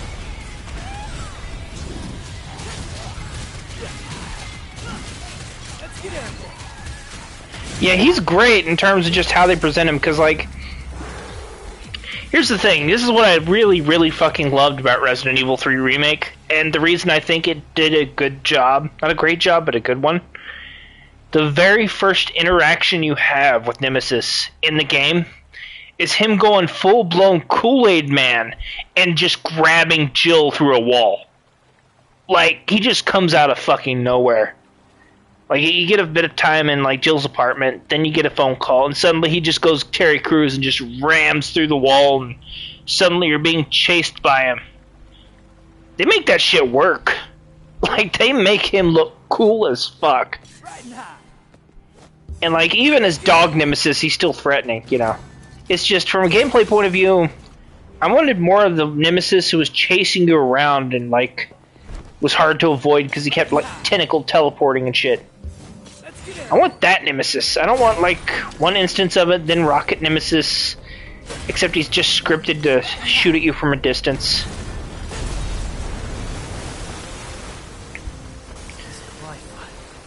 Screw it. We're taking this fucking thing down. Like I said, I feel like they could have done better than they did. They should have at least kept all of Wreath Remake in there, but they didn't. They cut corners. Big time. And I hate it.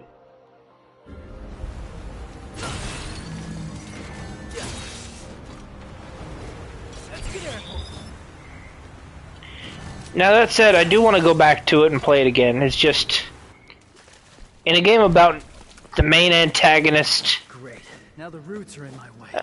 Sorry, in a game about like the biggest, most popular antagonist in all of Resident Evil 3, or all of Resident Evil, you want more of Nemesis in the game called Resident Evil 3 Nemesis. You know?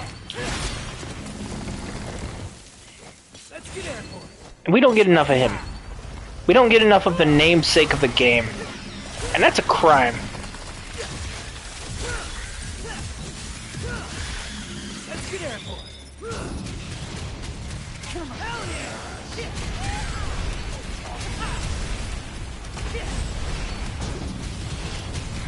Riding high. These roots have to be coming from somewhere.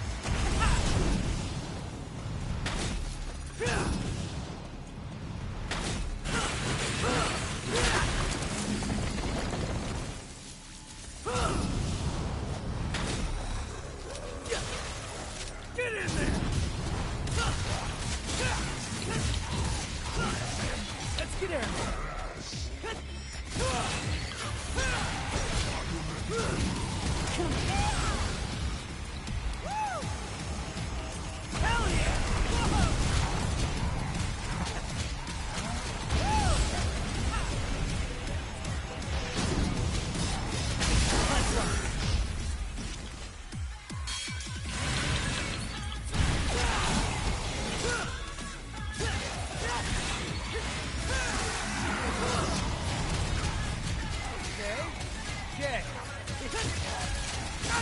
Hell yeah!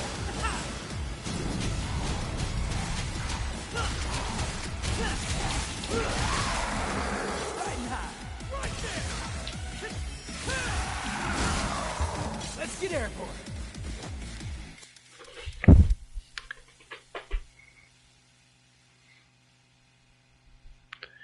I mean, like, she kept escaping with a knife, so I can kind of see that working. My gripe isn't so much that, it's the weird... never mind. It's whatever. Like, I could play Nemesis, the remake, later on, I guess, and kind of illustrate why I don't like it that much. It's not even that I don't like it. I think it's fine. It's just not what I wanted, you know? Remake 2, I wanted that. I got exactly what I wanted there, but Remake 3 felt rushed.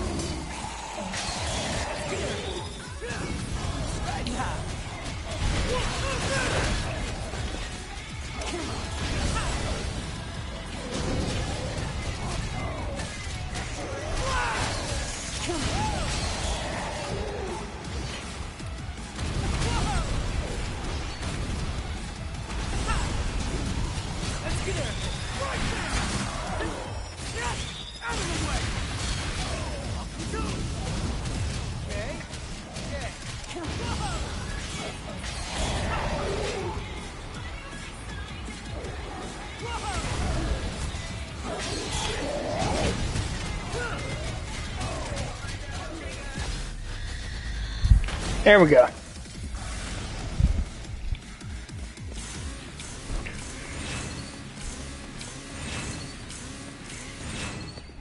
Bingo. Riding high. Here we are. Alright, one sec. Let's get airborne. What's the point of that?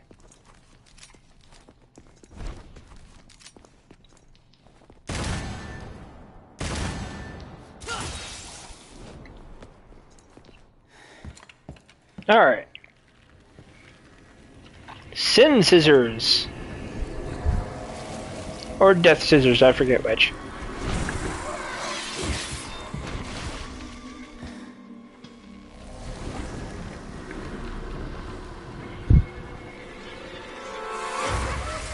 Yeah, okay, they're Death Scissors. The Shears of Annihilation.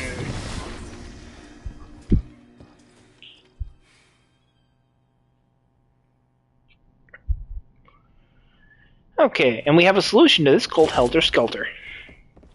You want me to follow you? No way, asshole. You bring that shit to me.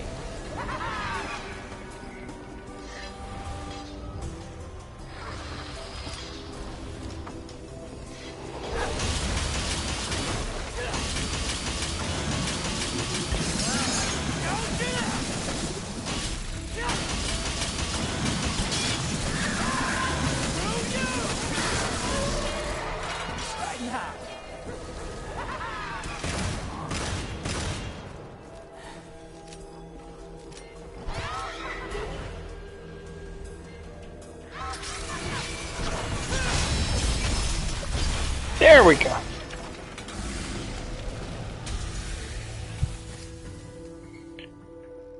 Honestly, yeah, it will. Let's get airborne.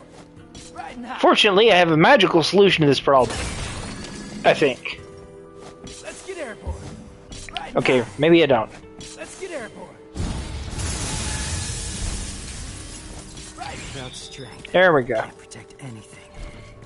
I know that. First things first. Heal up. Get airborne. And then call Nico. We must do this every mission, without exception. Nico's the best. You're up, Nico.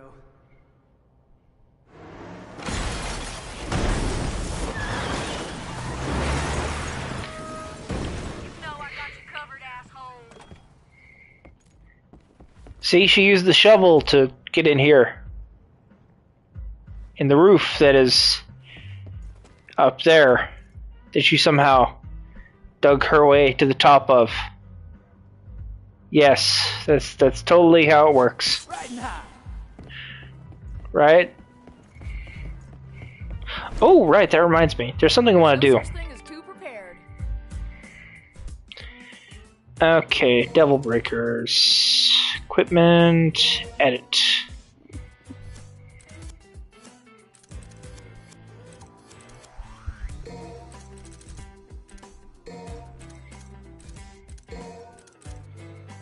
Punchline. Punchline.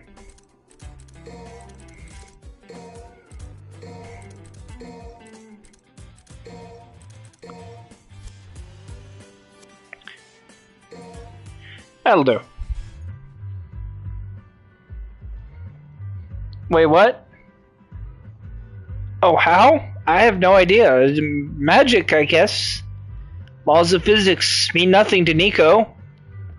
She is all powerful in this universe. She is a god. She can just do whatever she wants. We call her and she just magics her way through the ceiling here. You can just drive through it, you know, just teleport. Like Virgil. Their truck has blue lettering. Clearly it's like Virgil. It can teleport. That's how. Yeah.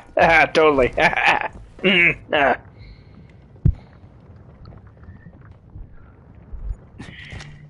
There we go. Artemis, the least fun boss in the game.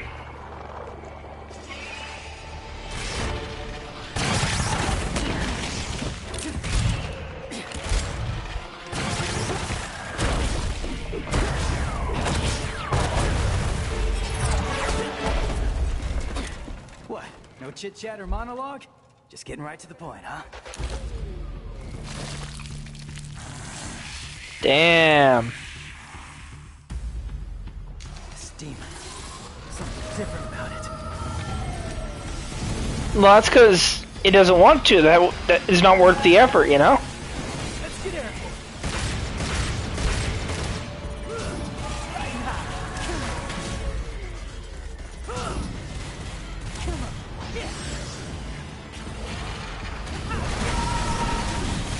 Let's get airborne.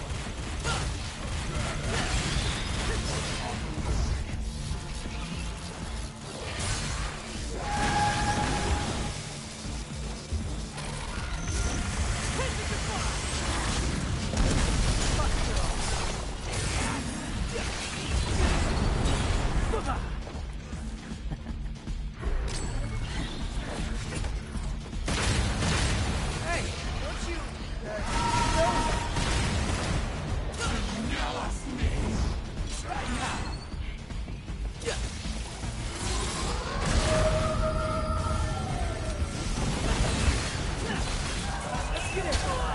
Oh, shit.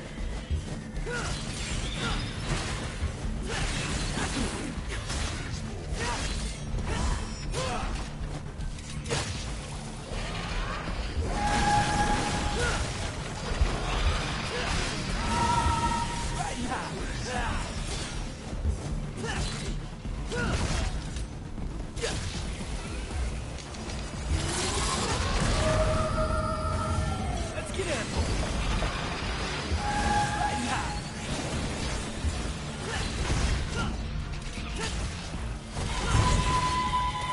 Let's get airborne. Riding high.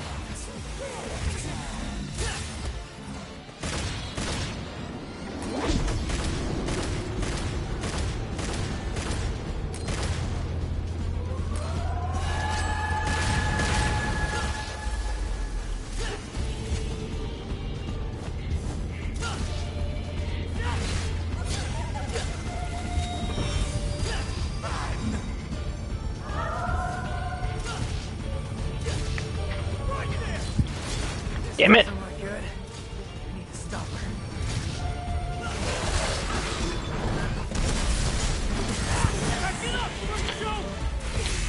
There we go.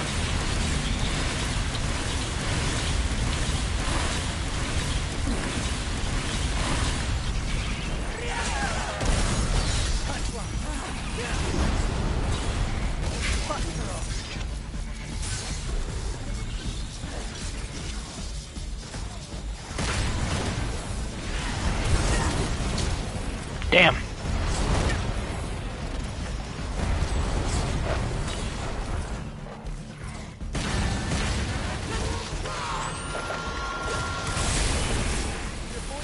annoying. How about I shut you up? I'm gonna try something. I don't know if it'll work, but like this is a carryover from Devil May Cry 4. Damn. Okay, hold on. Gotta time it just right. Riding high. Let's get airborne. Riding high.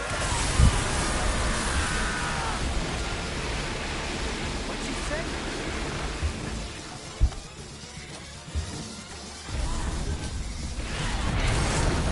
Okay, that's not gonna work.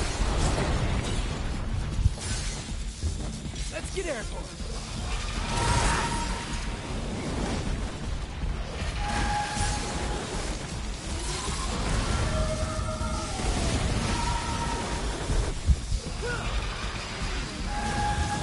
Riding high. Come on, do the thing.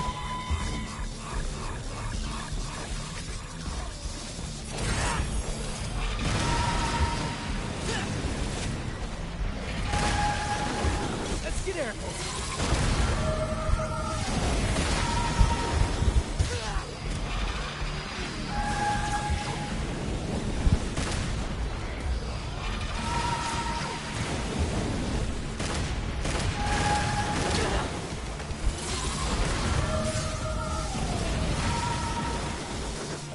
Come on. Do it. Do it. Kill me. I'm here.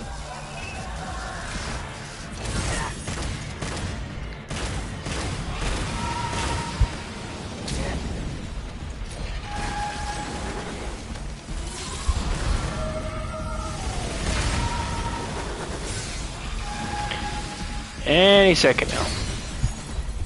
Fuck.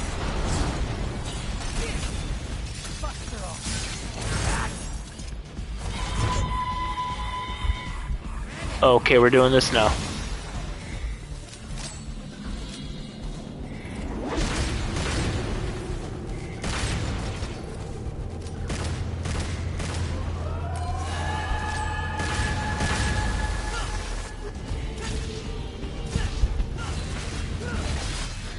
Oh well.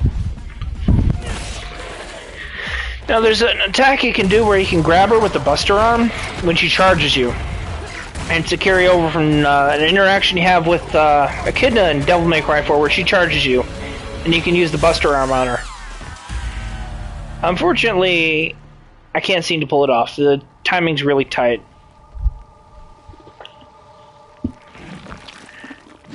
What can I say? I'm bad at video games.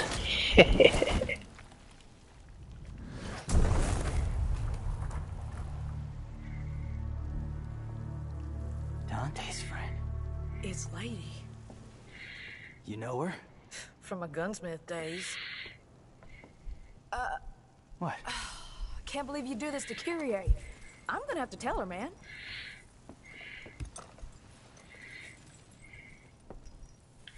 I'm joking. Hey, loosen up your jockstrap. Haha. Don't do anything I wouldn't do. Chicka bow wow, chicka bow wow.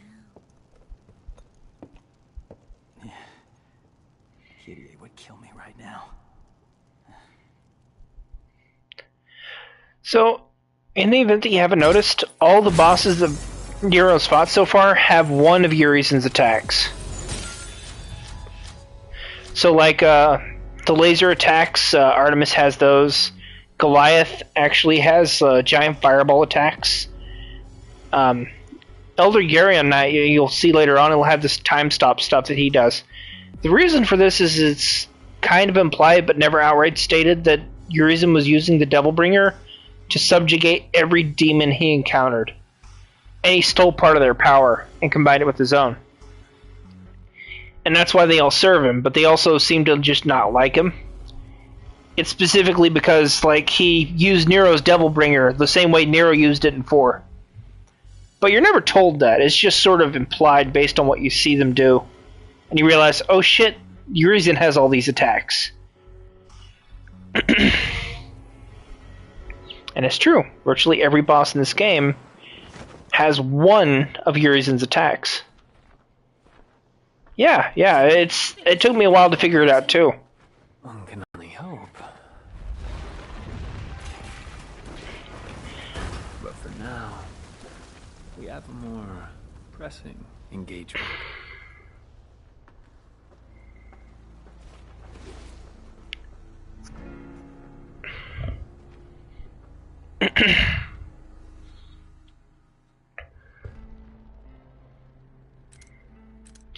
Like, when Urizen brings up the barrier, he's also technically using an ability Nero got from, Credo Angelo, back when he fought him. Nero can actually use his arm as a shield. When he's holding up an enemy, specifically, he can sort of hold the enemy up and shield himself. So the barrier that Urizen's using, he's literally using Yamato as the shield, but he's using the Devilbringer's shield ability. That's just way more absurd and powerful because Urizen's using it. See, when Urizen stole Yamato back, he didn't just steal Yamato, he stole Nero's Devilbringer, and the Devilbringer absorbs the powers of other demons. That's kind of its main gimmick. You don't get that here, but like, it's neat seeing that Urizen like already did all this shit with it.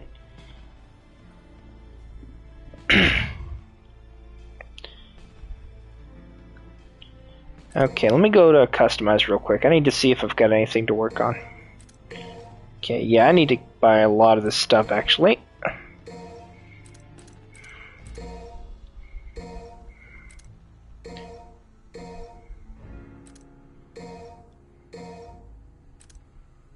Can't use that yet, so I'm not going to bother.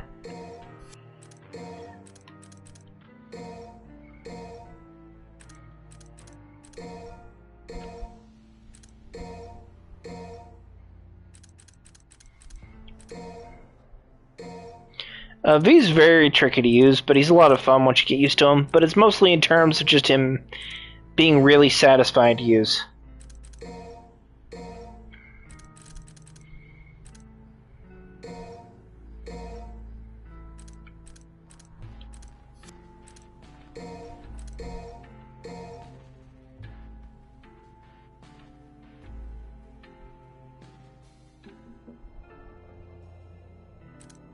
Okay.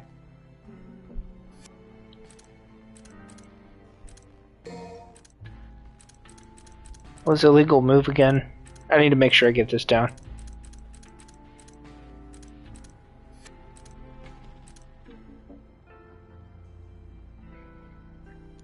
Right.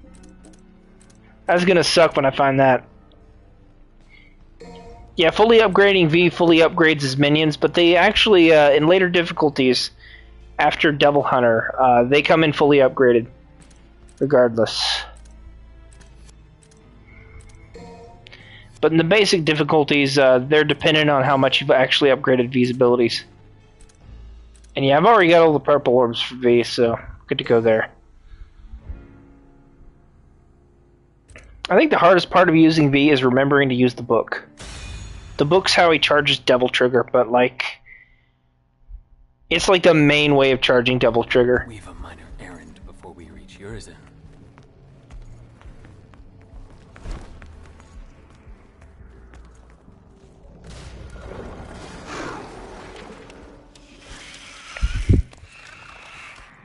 Oh, genius says be careful. Yeah, no shit, Shirley. Ain't that right, Pete? I mean, you are fragile at the moment. Wouldn't take much to wipe you out in a sticky situation. I'm just saying that running away is okay. It's always okay to run away if you're not up for it.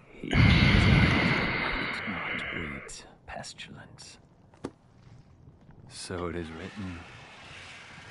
Okay, Shakespeare. Just remember this.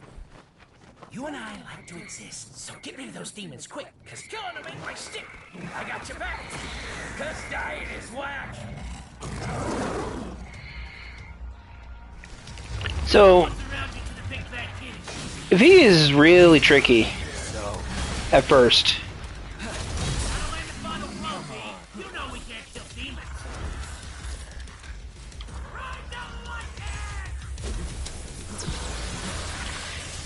Your dodges are dependent entirely on the minions.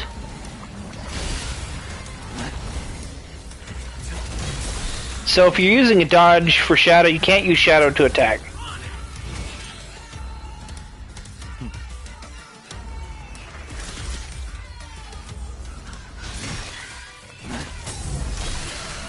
Come on.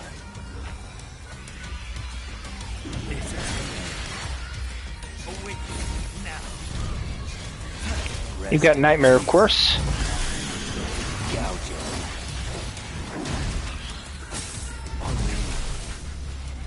Okay, I need to remember which one of these was the book.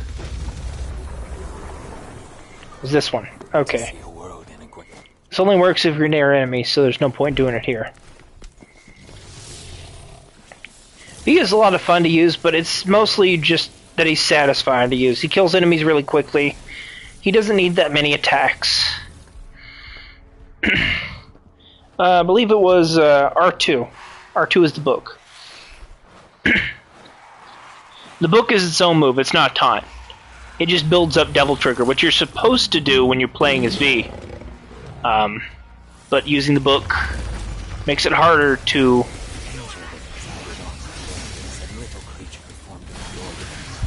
love without anything on earth.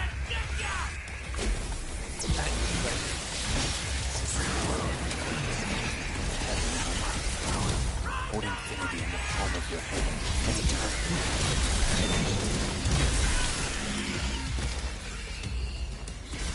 The angel that resided in your head, a little creature formed of joy and your love without anything. Here we go. I can see why it would have been hard to implement, just because of the flow of his combat. It's so specific. It's a lot of micromanaging. Also, one of the best decisions I think they've ever made in a Devil May Cry game is turning Griffin, a boss from Devil May Cry 1, into Blue Iago. This is the greatest decision in all of gaming. I'm glad they did it, because Griffin is so much better as an Iago than he ever was as just some big giant chicken. He has so much more personality than he did in Devil May Cry 1. It's crazy.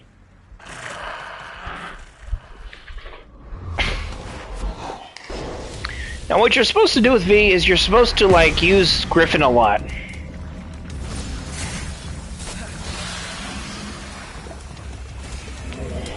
And once you finally get full Devil Trigger, you summon Nightmare.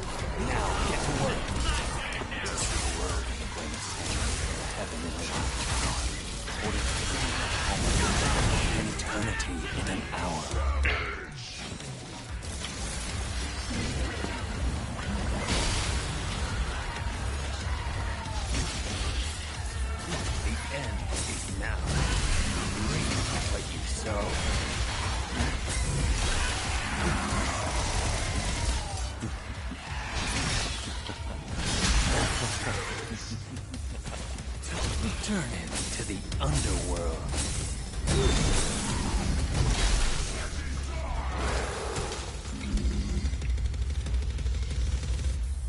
Yep, there's actually a lot of instances where you have to, like, summon Nightmare for specific parts of the level. And it's a good reason to, like, stock up on Devil Trigger and save. Because Nightmare will break through the environment, and there are, like, specific hidden areas where he's meant to do that. To access secrets and stuff like that. Oh, look at this, a secret. Who would have thought? Nightmare is honestly a lot of fun to play around with, because like even though he does his own thing, you can't control him.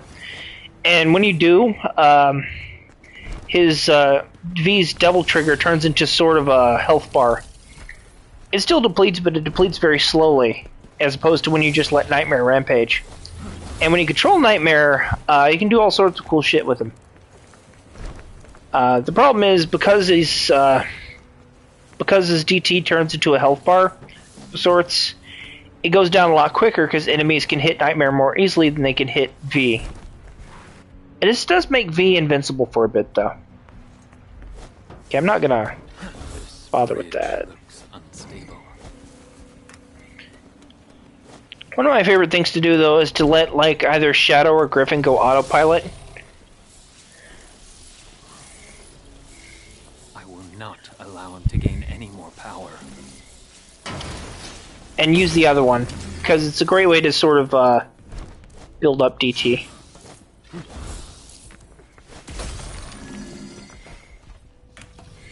And also, it sort of keeps enemies occupied, frees up a button. I don't have to focus on one thing, I can focus on like two at the same time.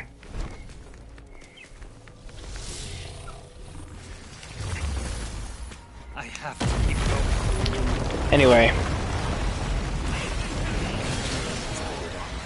Said little creature formed of joy, or love without anything on earth. To see a world in a grain of sand, and heaven in a wild flower. Infinity in the palm of your hand, and eternity in an hour.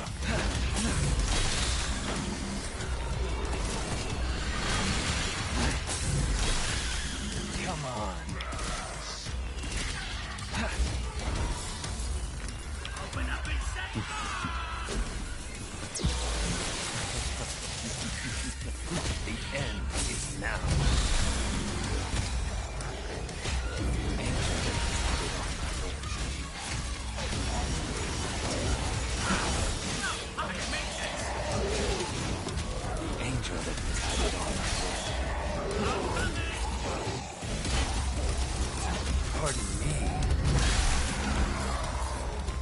Go.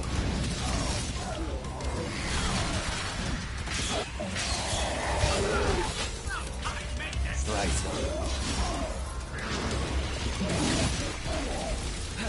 Rest in peace. Awaken now. Come on.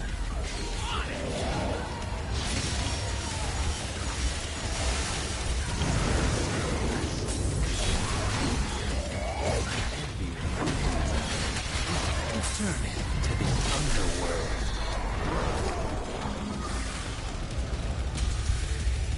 There's another area you can summon Nightmare too, in this exact level.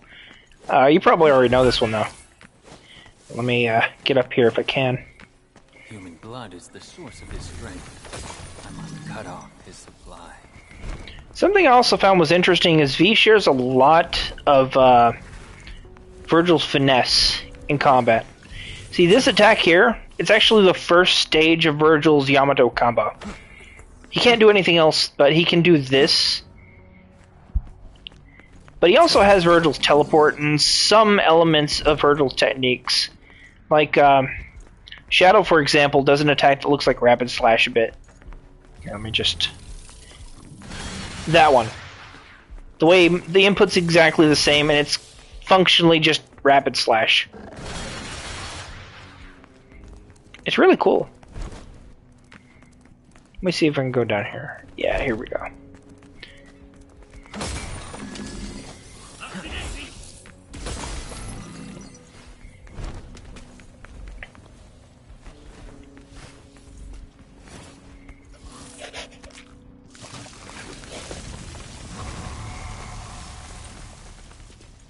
Where was I?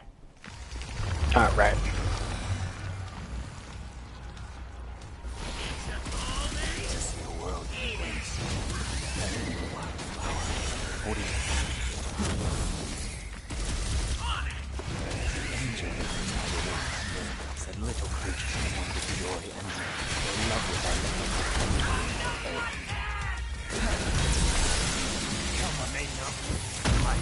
Fail on me.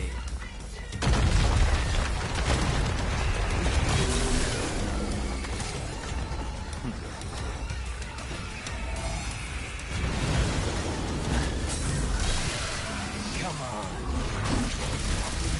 Slice this world into nothingness. The angel that resided on my birth.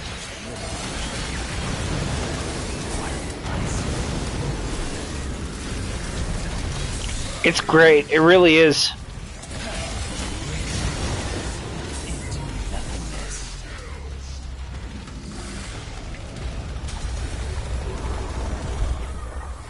And the best part is, this is actually a shortcut.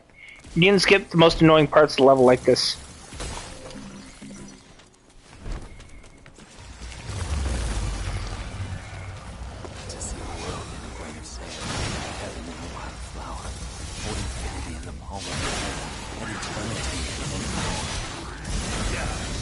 Enjoy the taste of this.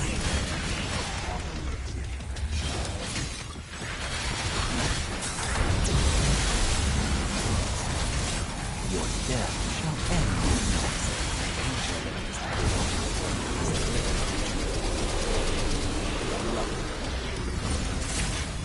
The curtain. To see the world. Heaven in the wild flower. Or infinity in the home of your king. Of eternity in power.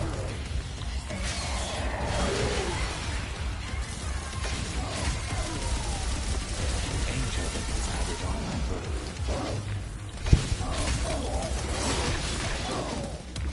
Reap your soul.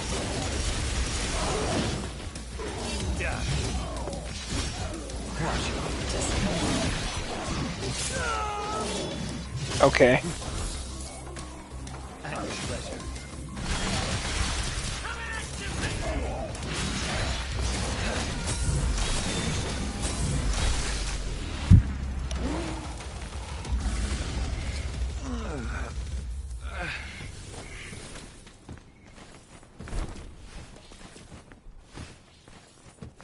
Oh, okay, that's the stuff there. Phone. I wonder if I...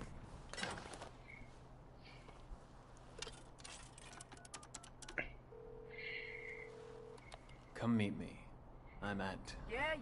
Keep your panties on. I see ya already. Be right there.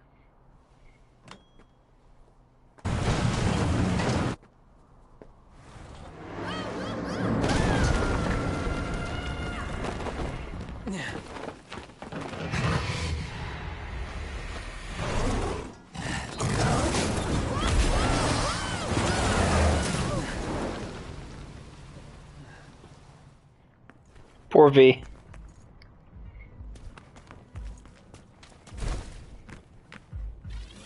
Go! I need you.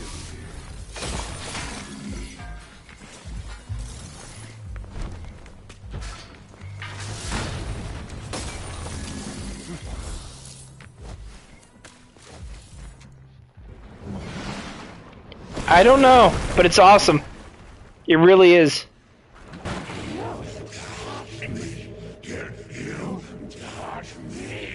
Needhog. I never liked this guy. You catched. I know you. Dumb as a box of rocks. Let's not even mess with this guy, V. He can't even leave the Clyphod anyway. Just a Clyphod parasite. Uh-oh. I think he hurt me. And he's angry!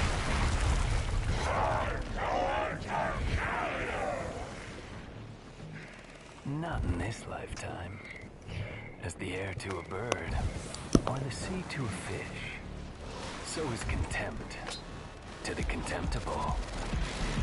God, he's just so fucking cool!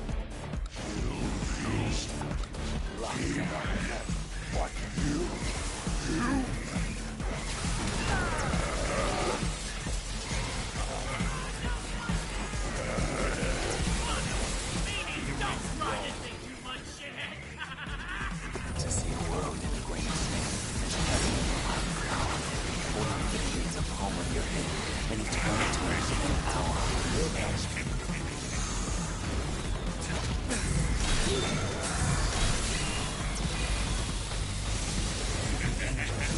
Yeah, he's clearly...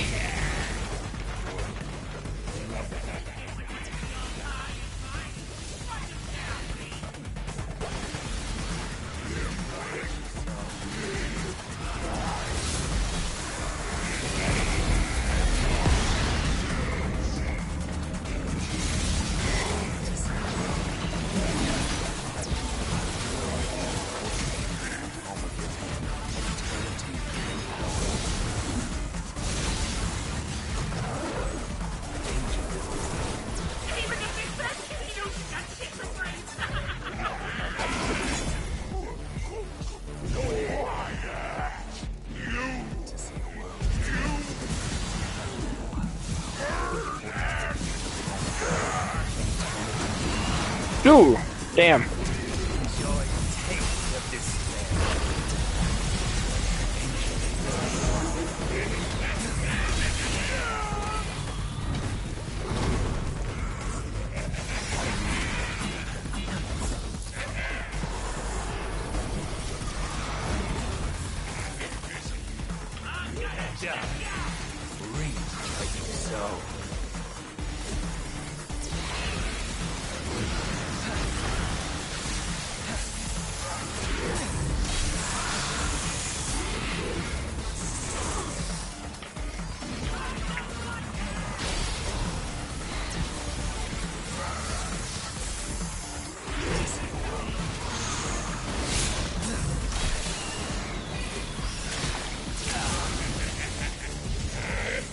Just really bad at this.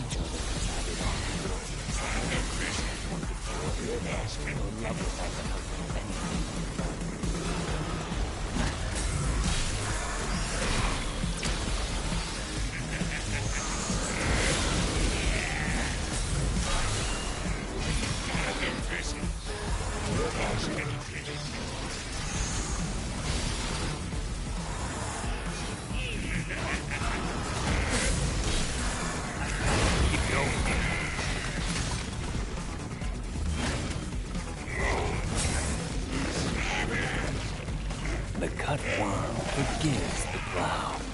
What do you say?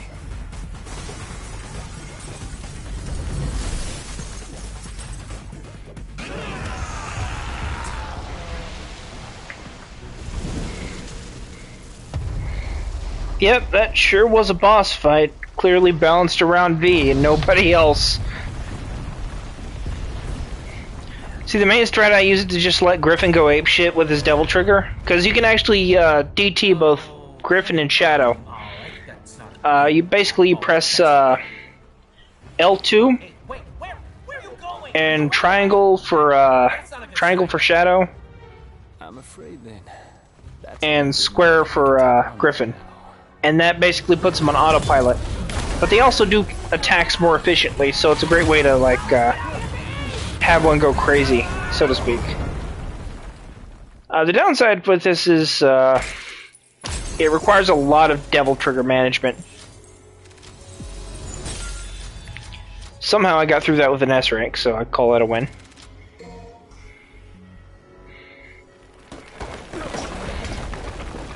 But yeah, V's kind of hard to play properly.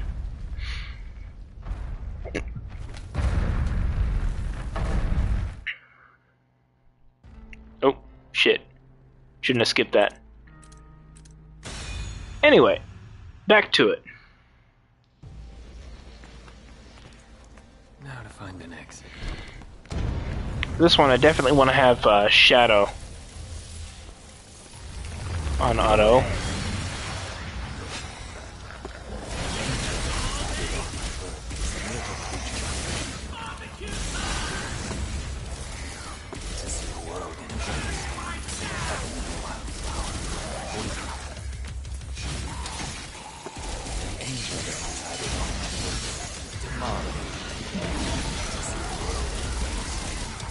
Rest in peace.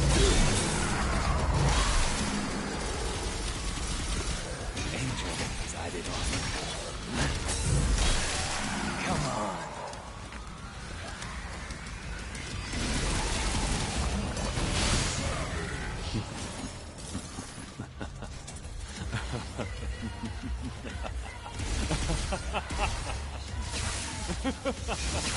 You make me laugh.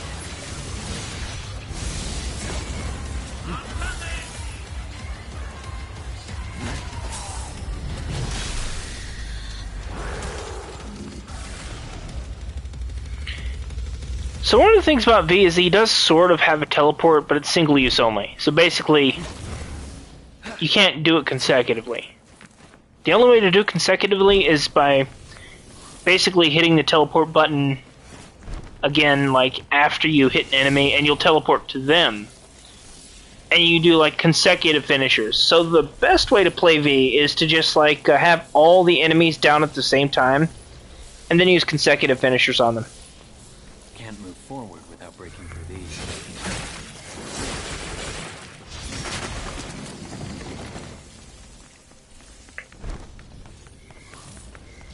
Kind of funny how I call this the Three Amigos playthrough, and V is also V in the Three Amigos.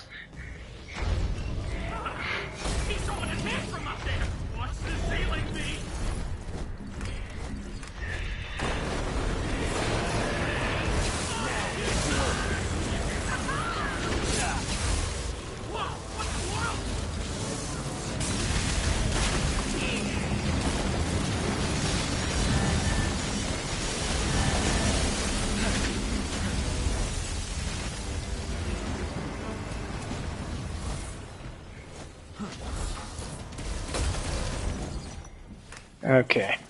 Slice.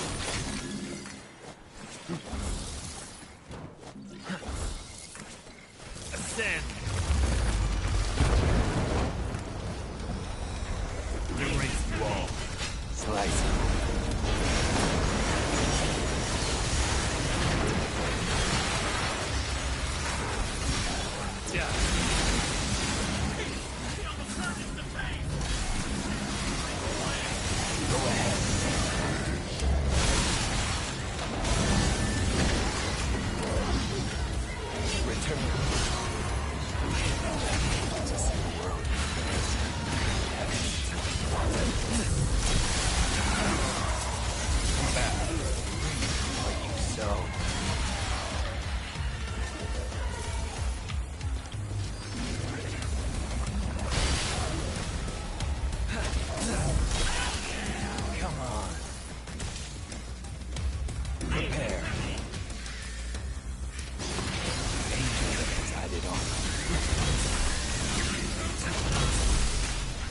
There we go. Retreat.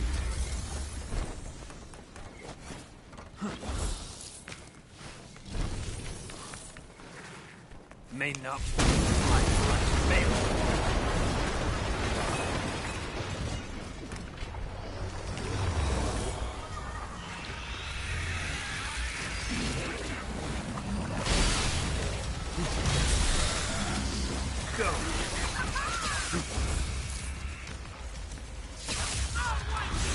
I'm probably gonna play Dragon's Dogma for a bit. I want to finish this first, though. So, fall to hell.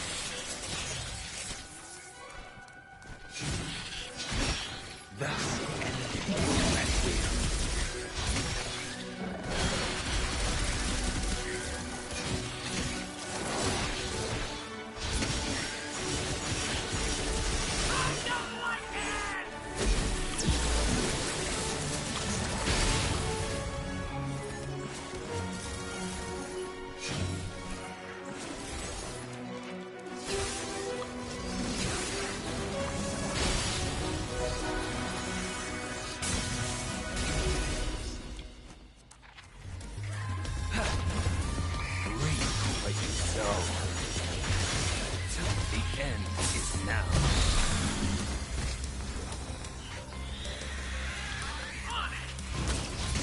I've got to erase you all.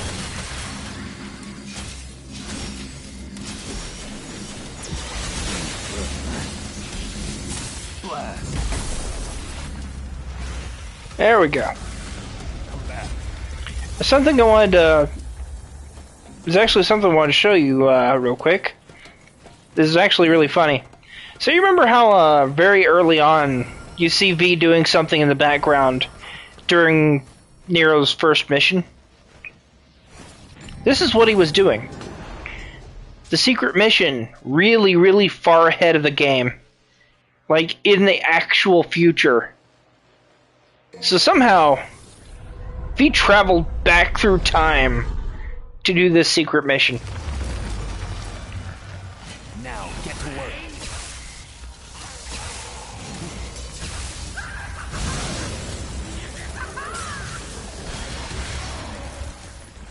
Awake now. Of course, you actually have to not take any damage for this.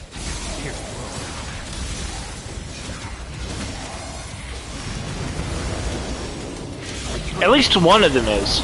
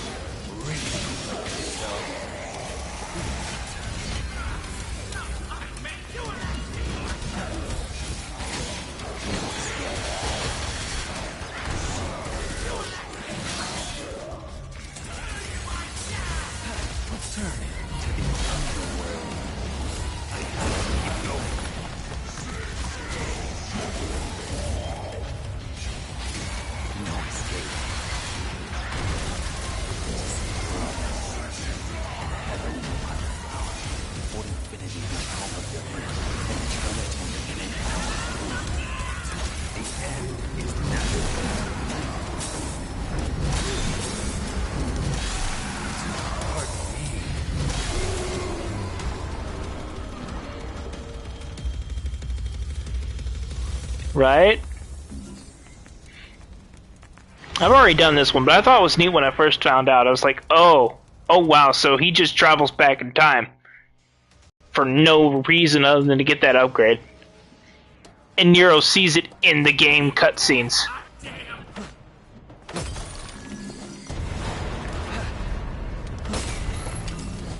And of course, this lets me skip an encounter. Oh boy, here we go. It's the fun one.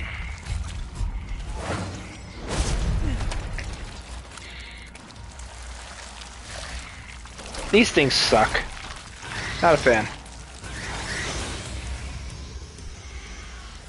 The really fucked up thing about these is they all have human faces.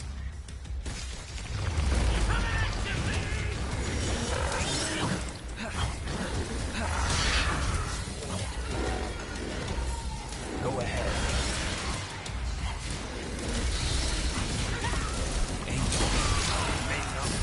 My flesh failed me. Settle back.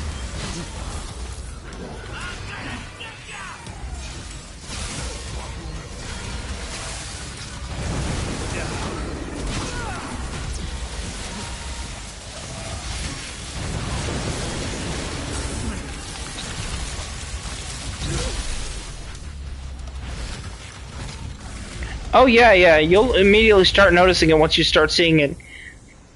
They're not bugs, they have human faces on their bodies.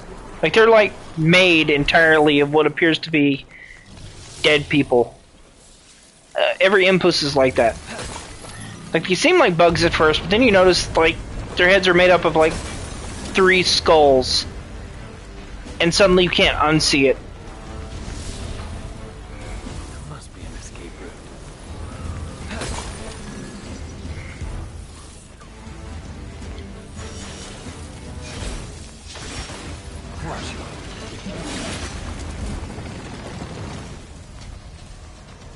Hey, what's in that hole? Should we take a look?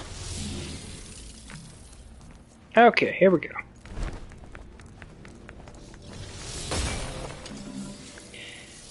This way, I guess. Slicing. Locked down.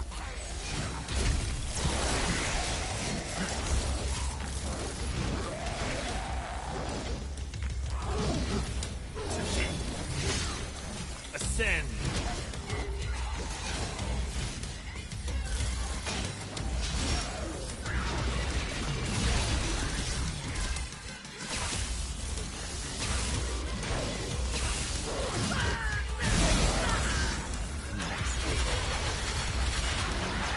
Please target the other one. Please.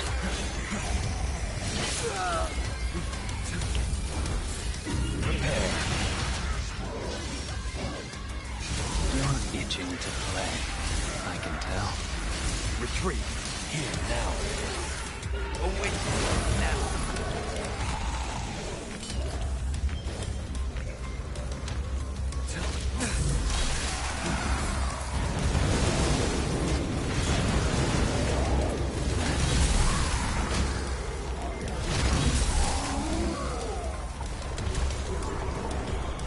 To see a world in grace, heaven in a wild flower, wouldn't fit away the palm of your hand.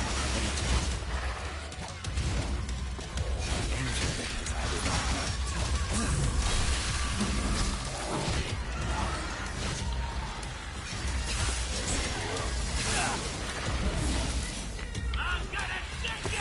Angel that decided on.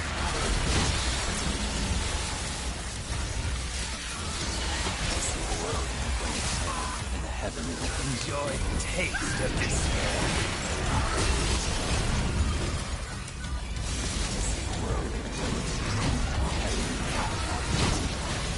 On me.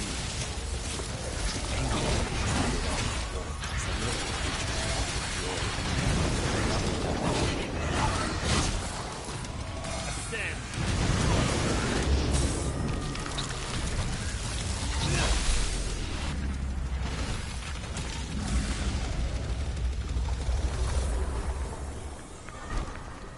Yeah, these are really difficult to play. There's so much you have to manage. I'm gonna skip that, because if I do, then I won't have to worry about my rank degrading too much. But right now, I really don't need that.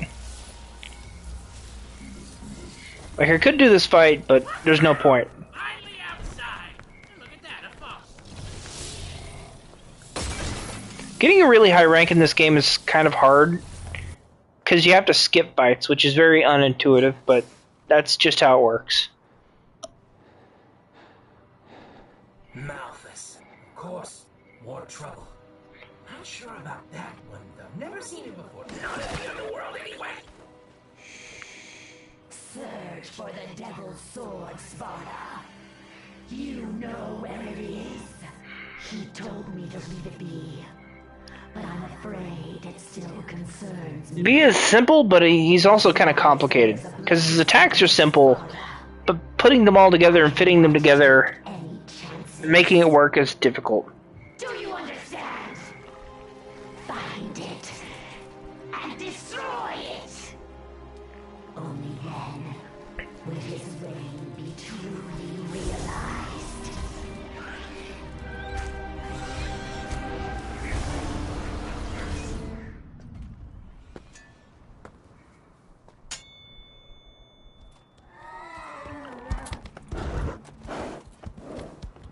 Love how he just has a subjugated Garyon right out the gates. Fun fact, Cavalier Angelo actually has Trish's face. I see. I'm not even kidding. It's hard to tell at first, but when you put them side by side it becomes very obvious. Cavalier Angelo is just using Trish's face. Like, the Angelo itself is just an empty suit of armor.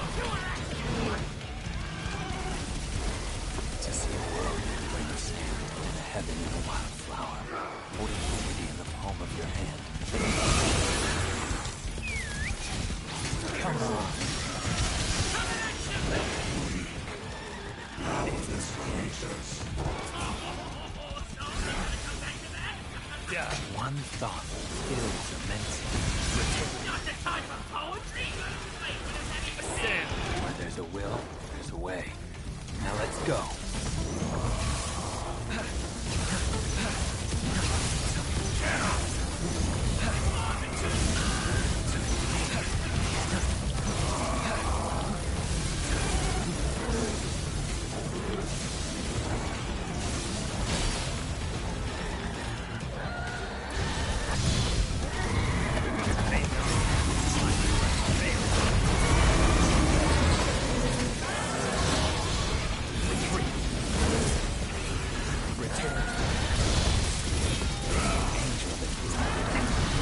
See, the best way to tackle Garyon Knight is to, like, summon Nightmare as quickly as you can, because he'll start prioritizing Nightmare.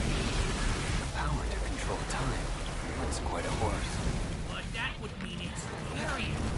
But not the guilty already. Like a rare species, but apparently not quite extinct. Until today.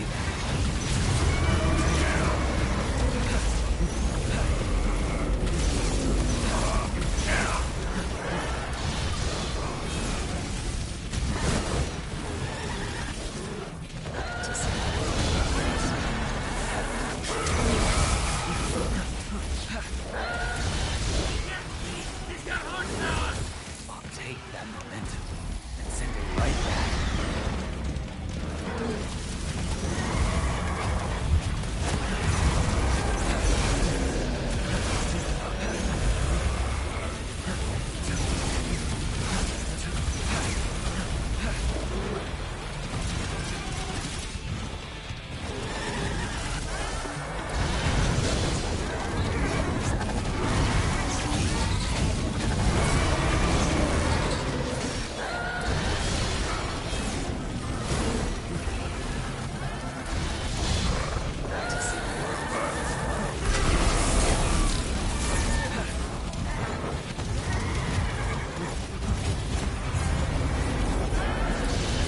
Now I'm in double time stop, so I'm basically completely frozen.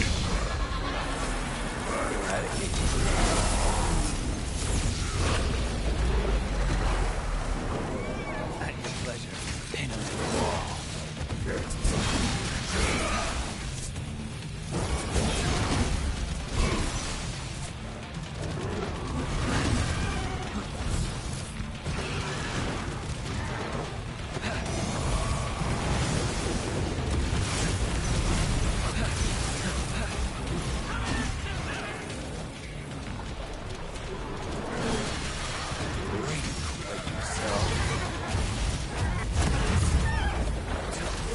Sounds of folly are measured by the clock, but of wisdom, no clock can measure.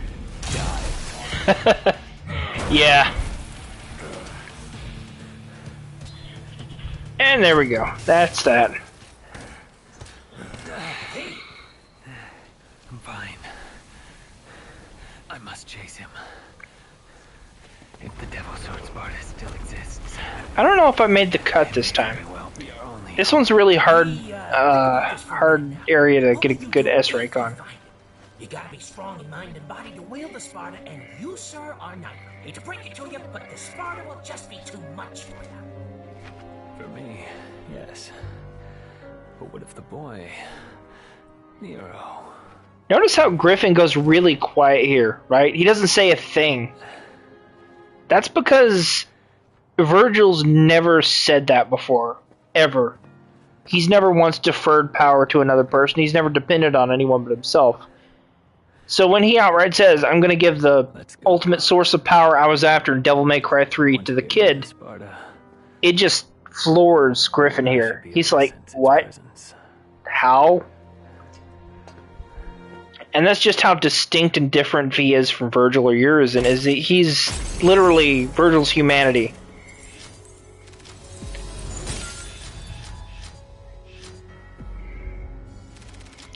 Now somehow I made that. That's great. Okay, I'm going to play Dragon's Dogma for a bit. First, I'm going to take a quick break, charge some stuff up. Shouldn't be more than like 10, 20-ish minutes, and I'll be back on. For now, be right back.